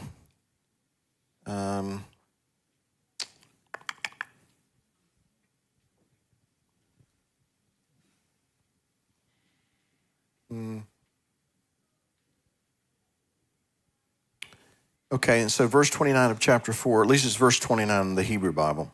And Moses and Aaron went and gathered together all the elders of the children of Israel. And Aaron spoke all the words which the Lord had spoken unto Moses, and did the signs in the sight of the people. And the people believed, when they heard that the Lord had remembered the children of Israel, he had seen their affliction, they bowed their heads in worship.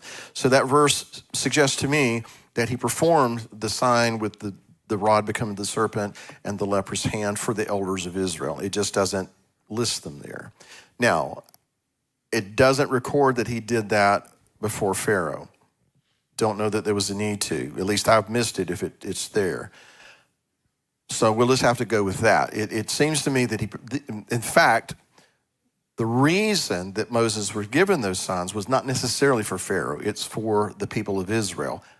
How are they going to believe me? Why would they believe me? Well, you do this. This is a sign to them. Do that. It's a sign to them. And so apparently he did just that. So hopefully that answers your question. Yes, Mr. Holste. I'm going to double dip if that's all right. That's quite fine, sir. In this Torah portion, I've noticed what seems to be some analogs to modern warfare. And as a student of history, I'm wondering if you have seen these things, and if so, if there's anything to it, what's it mean? So starting off, it seems like you need to, if you're going to engage in modern warfare, establish naval superiority, air superiority, and establish a beachhead. All these things seem to have been done in this Torah portion. The river was judged, the river monster was judged, the flies and the gnats all happened right at the same time that the distinction was made between Israel and Egypt.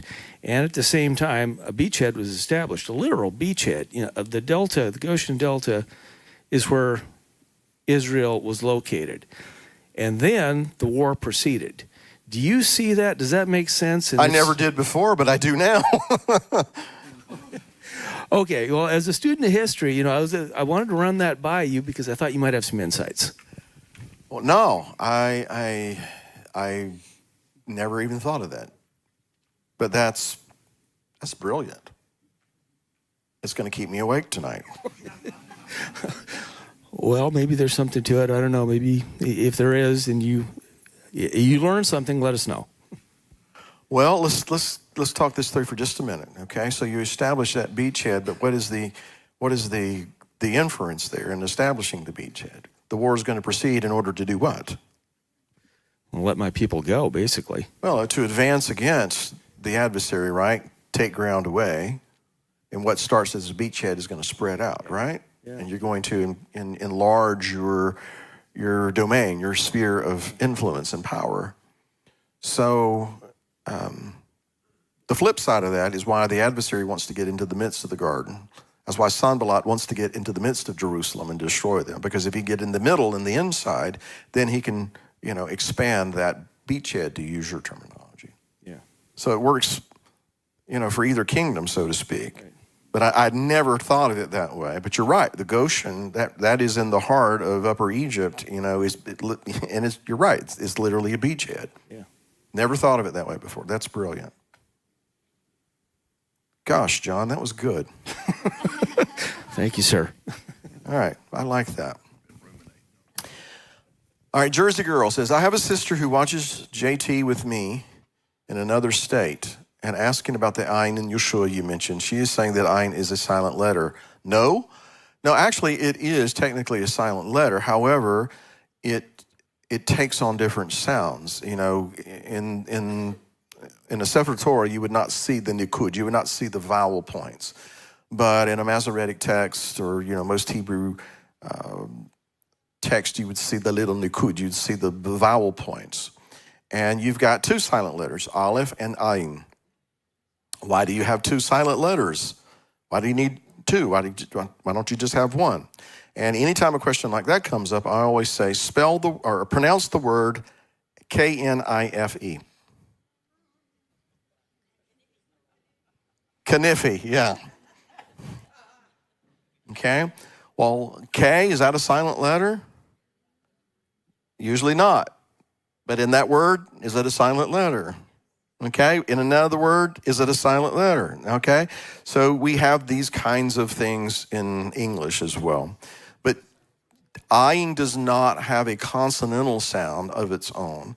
It takes on the sound of the vowel point that it's connected to, and whatever the word may be.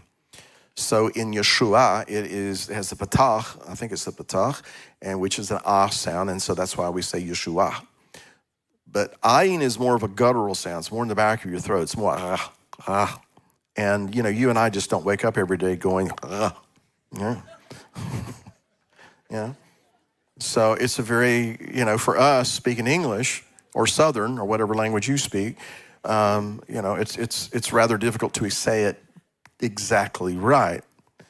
We do the best we can. But anyway, I'm sorry, me and Garrett having a little private conversation here. All right, so pause. So Tina's family comes from Germany. They're at our house, and, they're teaching us a few German words, okay? And at the time, I only knew a couple of German words, verboten and Dummkopf. And I got those from Hogan's Heroes,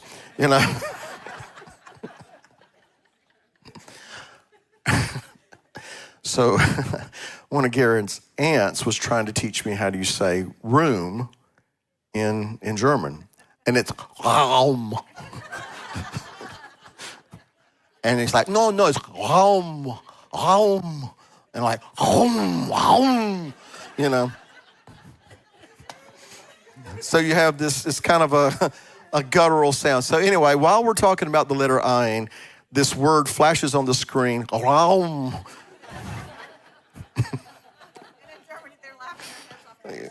Yeah, I'm still not saying it right, exactly. But anyway, I'm sorry. Technically, Ayin is a silent letter, as is Aleph. But they will take on sounds, depending on what word they're used in. In this one, Yeshua. And it would be more Yeshua, and I can't do it right. So we just say Yeshua. Okay. Anybody else? I feel like I made an idiot out of myself just now. What's the other thing I learned? Bitte setzen Sie sich auf diesen Stuhl. Sounded impressive, didn't it? What I said was, please sit your fanny right down on this stool right here. No, they don't, not that word. Anyway, sit down on the stool. That's all my German. Setzen Sie sich auf diesen Stuhl. I just love saying that. Raus, raus.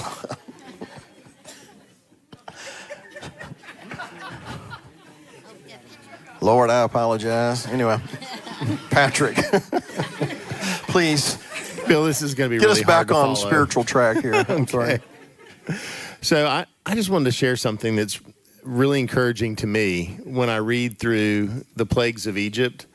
And from the scientific community, I don't know if people here have watched some of the National Geographic stuff. I hate to use other descriptors, but so they come at the plagues and they go, oh yeah, well, and one of my kids today said, well, that's really cool because that means they're acknowledging that it happened, which is a far stretch for a lot of the scientific community. But so they come out with programs that talk about, well, maybe the river was red because of this event that happened, or there's a volcano in Italy that darkened the skies and might have driven the locusts that direction. And they have all these crazy things. And it goes through the entire thing. But what amazes me is that God told Moses to tell Pharaoh all these things, and they happened. They were miraculous. They happened just like he said they would. And when he prayed to take them away, they went away.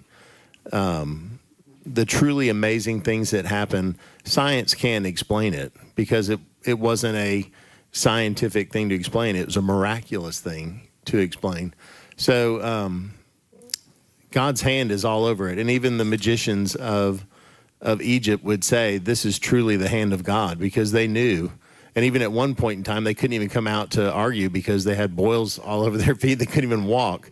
They're like, yeah, this is a God thing. And it comes all the way to the climax of the Red Sea. And a few weeks ago at the, was that the Hanukkah conference? She was referring to the Red Sea as the Reed Sea or the Yom Suf, which that's how it's translated.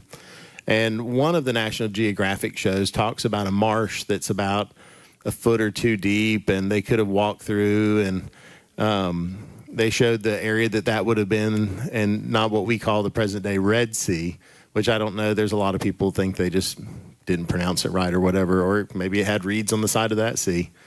But as I listened to their argument about how they crossed over this Reed Sea, the true miracle would have been if Pharaoh's armies were drowned in 6 inches of water, and they're talking about how the wind could have blown all night and dried it up and they could have gone on dry land. But what a miracle that they would have drowned the entire armies of Pharaoh in a puddle of water. So, at first, when I hear people say the Reed Sea, it makes me think they're trying to come against what God's miracle was by saying something different, even though in the Bible it does say Yom Suf, which means Reed Sea. It's not the current location of what we know as the Red Sea today. And what an awesome miracle for God to perform as they walk through. And I'm sure you've seen some of the teachings about where its location is and the alabaster pillars on each side. And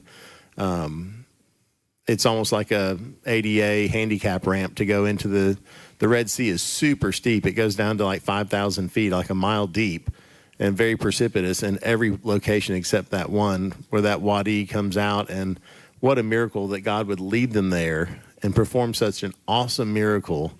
And as I read through these 3 or 4 Torah portions, I get so excited that God did these things that were so amazing that he confounds, even today, the scientists that try to blow it off and explain it away, that they just can't do that. And there's so much depth in the miracles that he did perform to thumb his nose at the false gods of Egypt in every way, shape, and form and show himself mighty. And I get so excited about this, and it's a fun time with the family, and to see the light come on in the kids' eyes that God is truly an awesome God to orchestrate all this. So. If I may, just not piggyback, what would be the proper messianic way to put that? No, springboard off of that.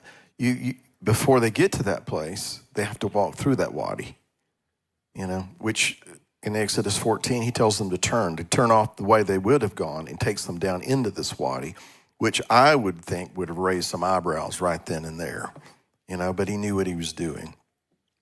And here's something I'll just throw out there for people to consider. Yom Suf, technically, Yom Si Suf, it has more to do with the end. It's a word that it's tied to the idea of something at the end of something. What do you call the final letters in Hebrew? Sophit. It's tied to that word, connected. So is it, Reed Sea, Red Sea, they're identifying the sea that they, believe it to be. But Yom Suf technically is something, it has something to do with the end, which to me is, pregnant with prophetic themes and ideas. So, I'm going to regret what I'm about to say, because I know what's going to happen. But, people say, how is he going to gather his Saul? How is it going to be like it was when he brought them up out of the land of Egypt? Because that's what Hosea says. He's going to do it just like I did when I brought you up out of the land of Egypt. How's he going to do that? How's he going to gather all these people? They didn't know that when they went into that wadi, what they were going to encounter. They had no idea. Only God knew that was there. And so it just leads me to believe that at the end, there's something he's going to pull off that nobody has figured out just yet. And anyway, for what it's worth. But thank you, sir. Was there something else? And by the way, thank you, sir, for your leadership and while we were gone and coming up here and helping with all the things that you did as well. And Jerry and Bob and all of you, thank you very much. Viv, did Yeshua, the high priest and Torah scholars, speak and teach in Hebrew or only in Aramaic? My view is they did in Hebrew. I'm not saying they didn't speak Aramaic. I'm not saying that some of them didn't know some Greek or even Latin, but I believe they spoke in Hebrew. And one of the reasons that I believe that is you've got 2 accounts of when Yeshua was hanging on the tree, what he says. And in one account, I think this is in Mark, he says, Eloi, Eloi, lama sabachthani. But in Matthew, he says, Eli, Eli, lama sabachthani. My God, why have you forsaken me? One's Aramaic, one's Hebrew. How would that statement, Eli, Eli, or Eloi, Eloi, cause some people to say he's calling on Elijah? I suggest that if he's saying Eloi, Eloi, Aramaic, they would not confuse that with Eliyahu. But if he's saying Eli, Eli, lama sabachthani, that might be confused with Eliyahu. So I believe that they spoke Hebrew. I think there's a lot of reasons to believe that. I'm not going to get into a long explanation of that. That is not to say that Aramaic wasn't spoken. Aramaic is used in Ezra and Daniel, so we know that it was, a language they would have been familiar with. I just believe they spoke in Hebrew. So, but I know that there are people who take a different view on that. Anyway, anyone else?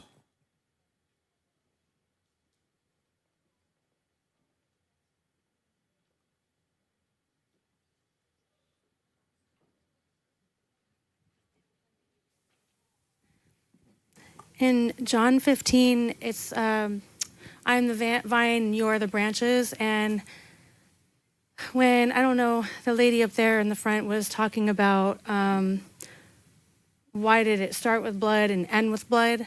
Okay. Sometimes when you're reading, it's fun to pick one word and just look at it. And I came up with, what is it, mate or something. And it's a staff, branch, tribe, staff, rod, shaft. And I just thought that was neat because I was thinking about how he's the vine and we're the branches. And he did end it with blood. He's going to end it with blood. He's finished it. So that's what came to my heart when she was speaking. Okay. So that's all. All right. Thank you.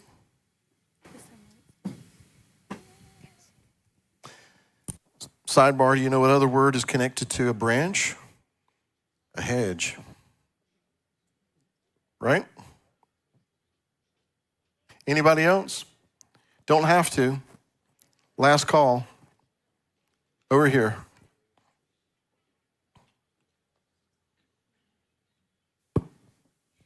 This may not have anything to do with anything, but I know that in the Hebrew language there was the letter Ga, and when you're talking about Yeshua with the guttural sound. Wait a minute. There was the Hebrew letter what? Ga.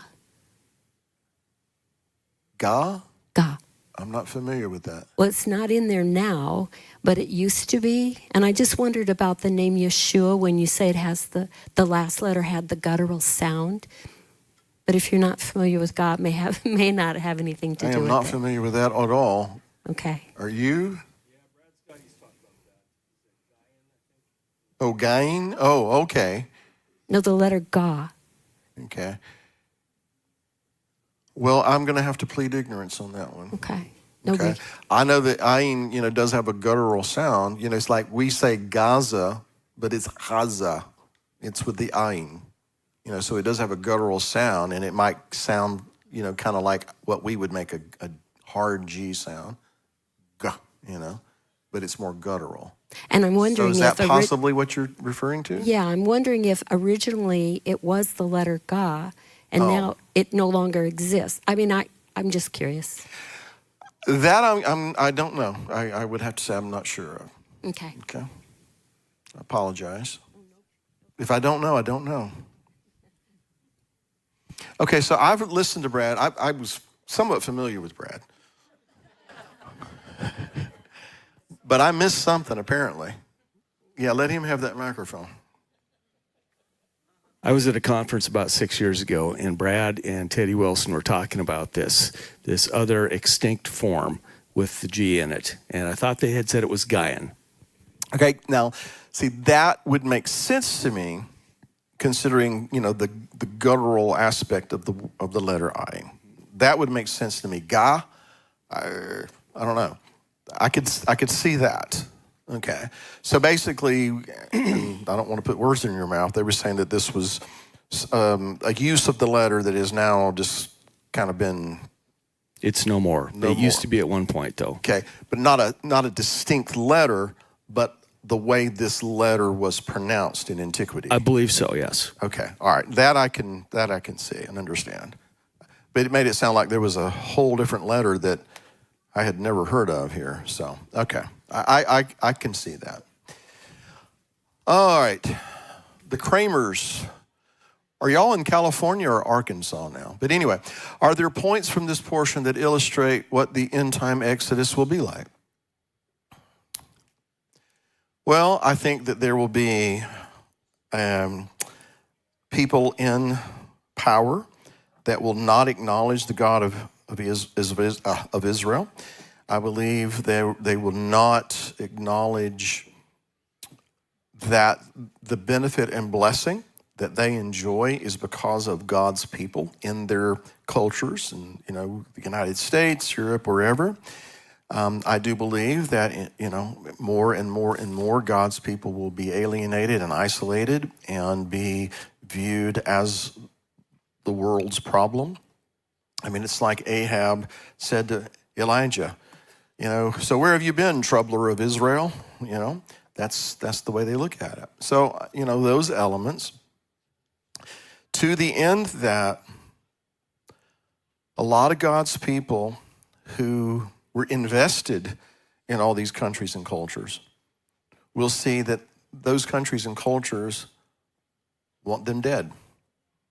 And there will be provocation for God's people to divest themselves of their interests, whether that's, tangible or, emotional, what have you, to divest themselves of their interest in those nations to see that this isn't our home. So I think those are things that have to take shape. It's, the prodigal's out there feeding pigs, and he's eating the food that he's feeding the pigs, and it starts out as a seed of thought. Even the servants in my father's house have better than this. So, it works from his brain, and it gets into his heart to the point that he finally puts some legs on it.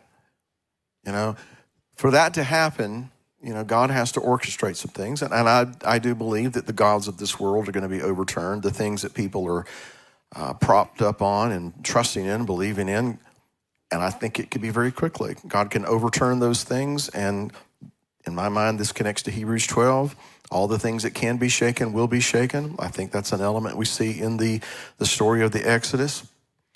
Again, but the goal is to bring God's people to realize this isn't our home.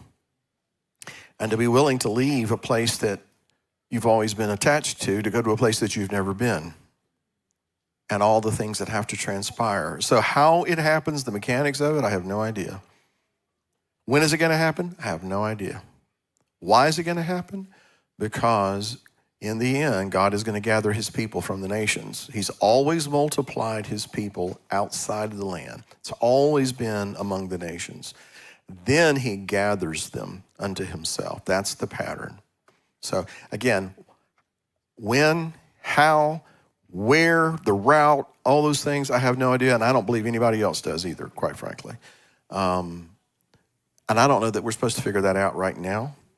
I think we just need to be getting our hearts and minds prepared, because when they ate that Passover, it was in haste. It was with their staff in their hand, their shoes were on their feet, their loins were girded, and they ate their bread in haste. So anyway, you're in Arkansas now. Well, I just thought I saw something recently that you were back in California, but anyway, good to hear from you. Bob? Have you noticed recently the woke mentality, the liberal mentalities have actually had opposing forces that cause them to lose battles due to what is going on in Israel? As far as people sickened by their endorsement of Hamas and Hezbollah and all these kinds of things, is that what you mean? Well, the president of a couple of very liberal universities have been shot down because of speaking against Israel, speaking for Hamas, and up until this point, they've been able to pretty much put down whoever they wanted to, get away with anything they wanted to. They've recently been called out. I noticed that they've been called out. I've noticed that money talks, too.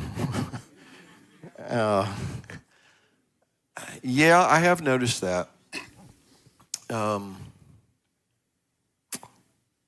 I'm saying this because God uses situations. That's what we're talking about here today. God uses situations, the war that's currently going on over there, just like so many scenarios in the portion that we're reading this week, created scenarios in order to accomplish a purpose.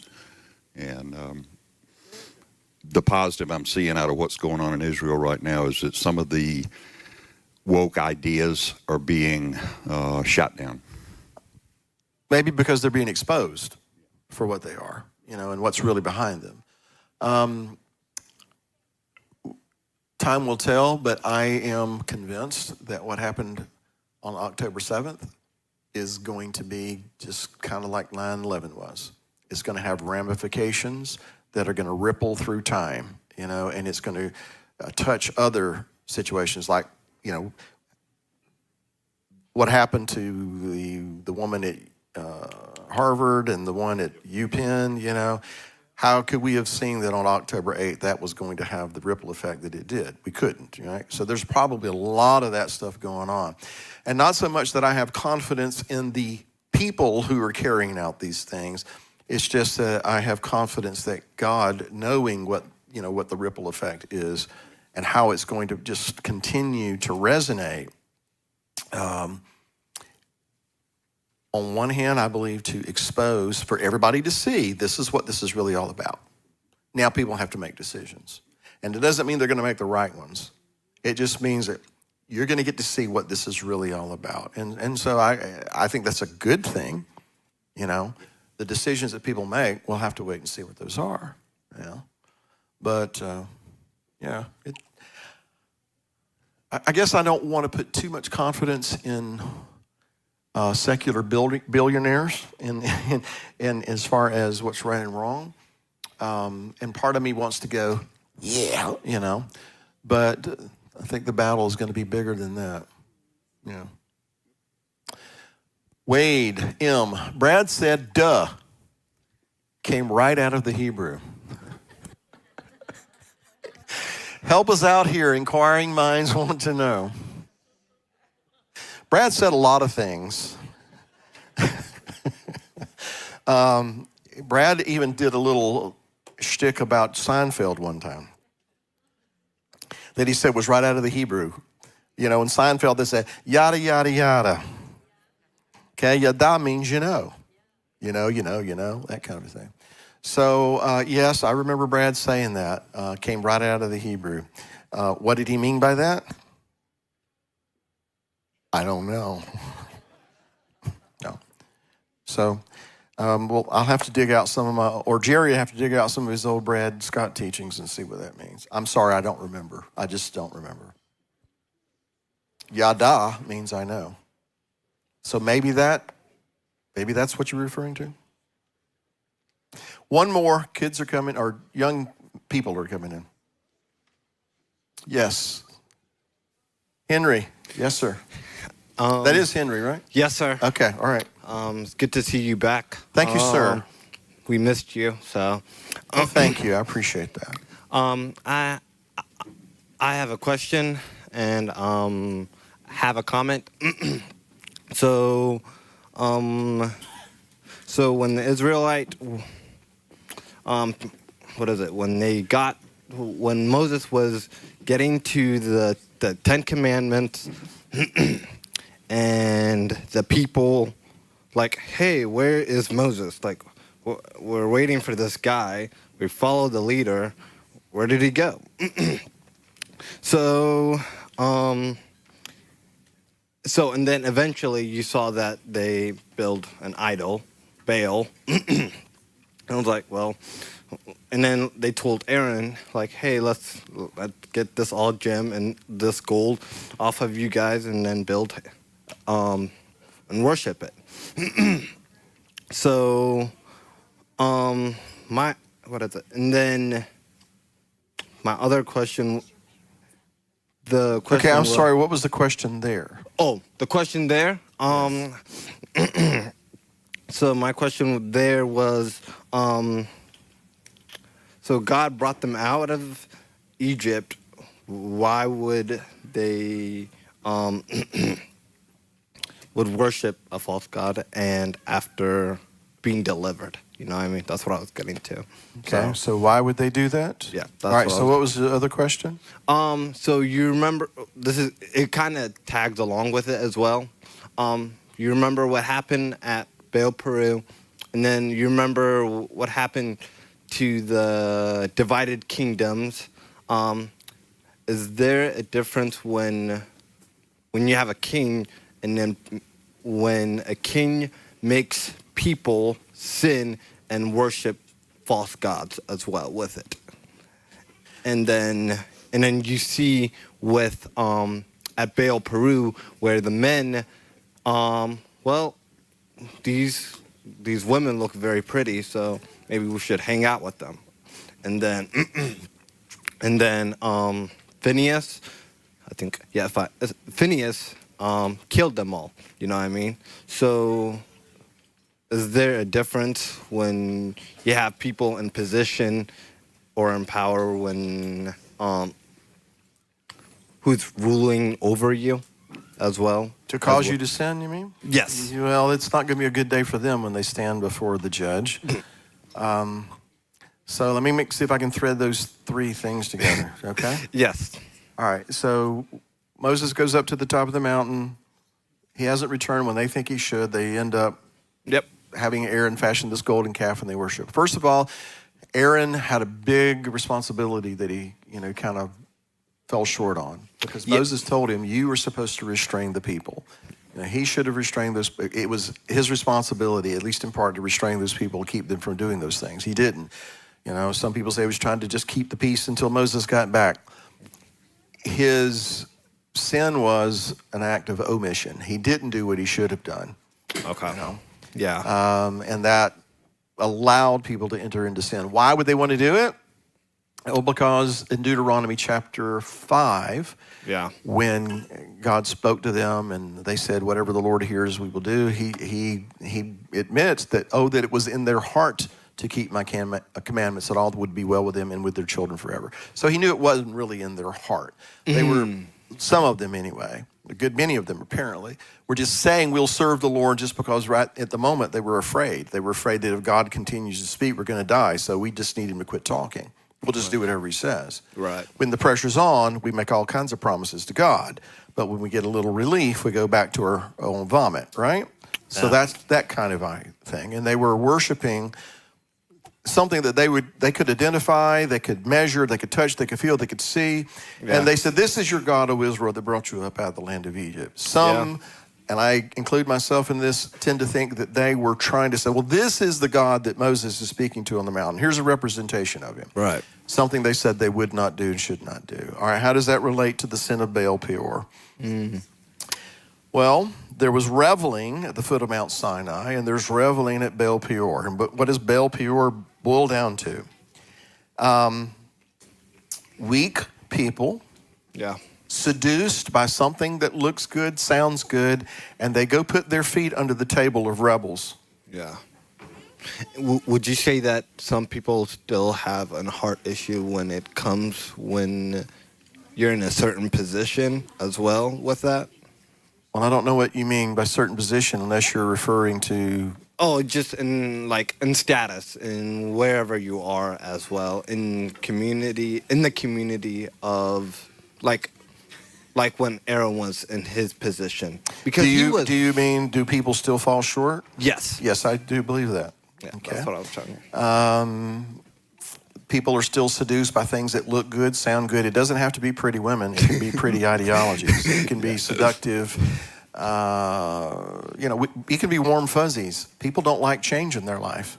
Yeah. And so if they're forced to make a change for what is righteous, a lot of times people will go with the warm fuzzies. That's what Baal Peor kind of gets into as far as I'm concerned. The good-looking women, the daughters of Midian and Moab, that was about, things that look good, things that sound good, warm fuzzies. And so we'll go have a meal with them. What's the harm in having a meal with them? Right. But having a meal with them, what did they end up doing? They bowed down to their rebellion. All right, and that led to a plague sweeping through the camp. So similar, but distinct. But when it comes to, the divided kingdom, that was about jealousy and rivalry, and I don't want my people going down to Jerusalem and worshiping there, so we'll just set up altars here, and we can just do it here, and we'll set up golden calves, and he caused the people to sin. Now, they didn't have to, right. But they followed the leader into rebellion, and that cost everybody. Yeah. So, rebellion is the common denominator in all of that. Yeah. Rebellion is as the sin of witchcraft. Right. Okay. It's the moral of the story is it's not good to be a rebel. It's not good to hang out with rebels. Right. It's not good to have a meal with rebels. Yeah. And I'll leave it at that. Thank you. Appreciate it. All right. All righty. 5:38. Oh, birthdays. That's right. See, I'm out of practice. Do we have any special days that we need to acknowledge today? Mary just went, I perceive. Is it your birthday, Mary? Well, come on up here, Mary. Where's Brandon Cloud at? Mr. Rhodes, come on up here, sir. Voluntarily. Wow. You learned your lesson? I didn't even have to coax her or anything at all. Wow. Y'all come over here, more in the middle of the stage. So happy birthday. Happy birthday. I'll ask you how old you are. 35? All right, happy birthday. Brandon Cloud, I know you're back there. Get out here. All right. Let's see, yesterday was Brandon's birthday. And you were 26, right? Anybody else, real quick?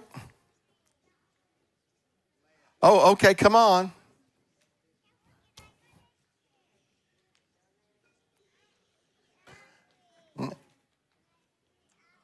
When was your birthday?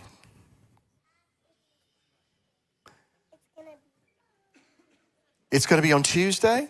Okay, how old are you going to be? 7? Okay. She's going to be 7. Come over here. There you go. All right, any anniversaries that we need to acknowledge? Okay. Is your husband still here, Mrs. Miller? He is? I haven't heard him sing in a while. Wouldn't you love for your husband to sing happy birthday to you? Yes? I'd love to see that. So. But apparently there are no anniversaries this week, John, so, you know. And we want to thank John Miller for teaching us a couple of Wednesdays ago as well. Thank you, sir. Appreciate it. It's all yours, sir. I feel like I'm being gotten back for something. I don't know what it is. All right, I guess y'all are in this too, but really I'm singing for Rachel. But please help me. Happy birthday to you. Happy birthday to you. Happy birthday, God bless you, Rachel. Happy birthday to you.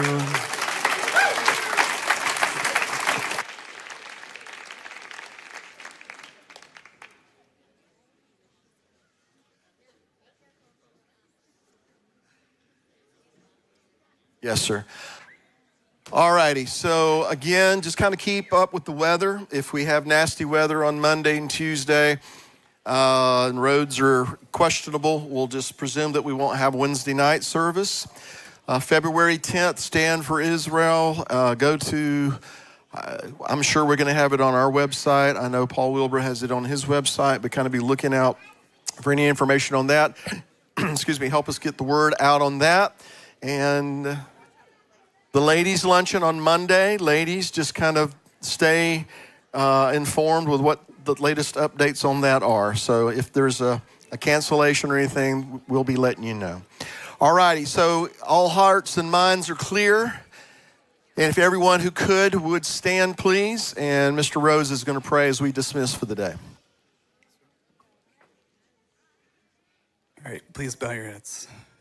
Dear Heavenly Father, thank you so much for bringing us another Shabbat and bringing all of us together.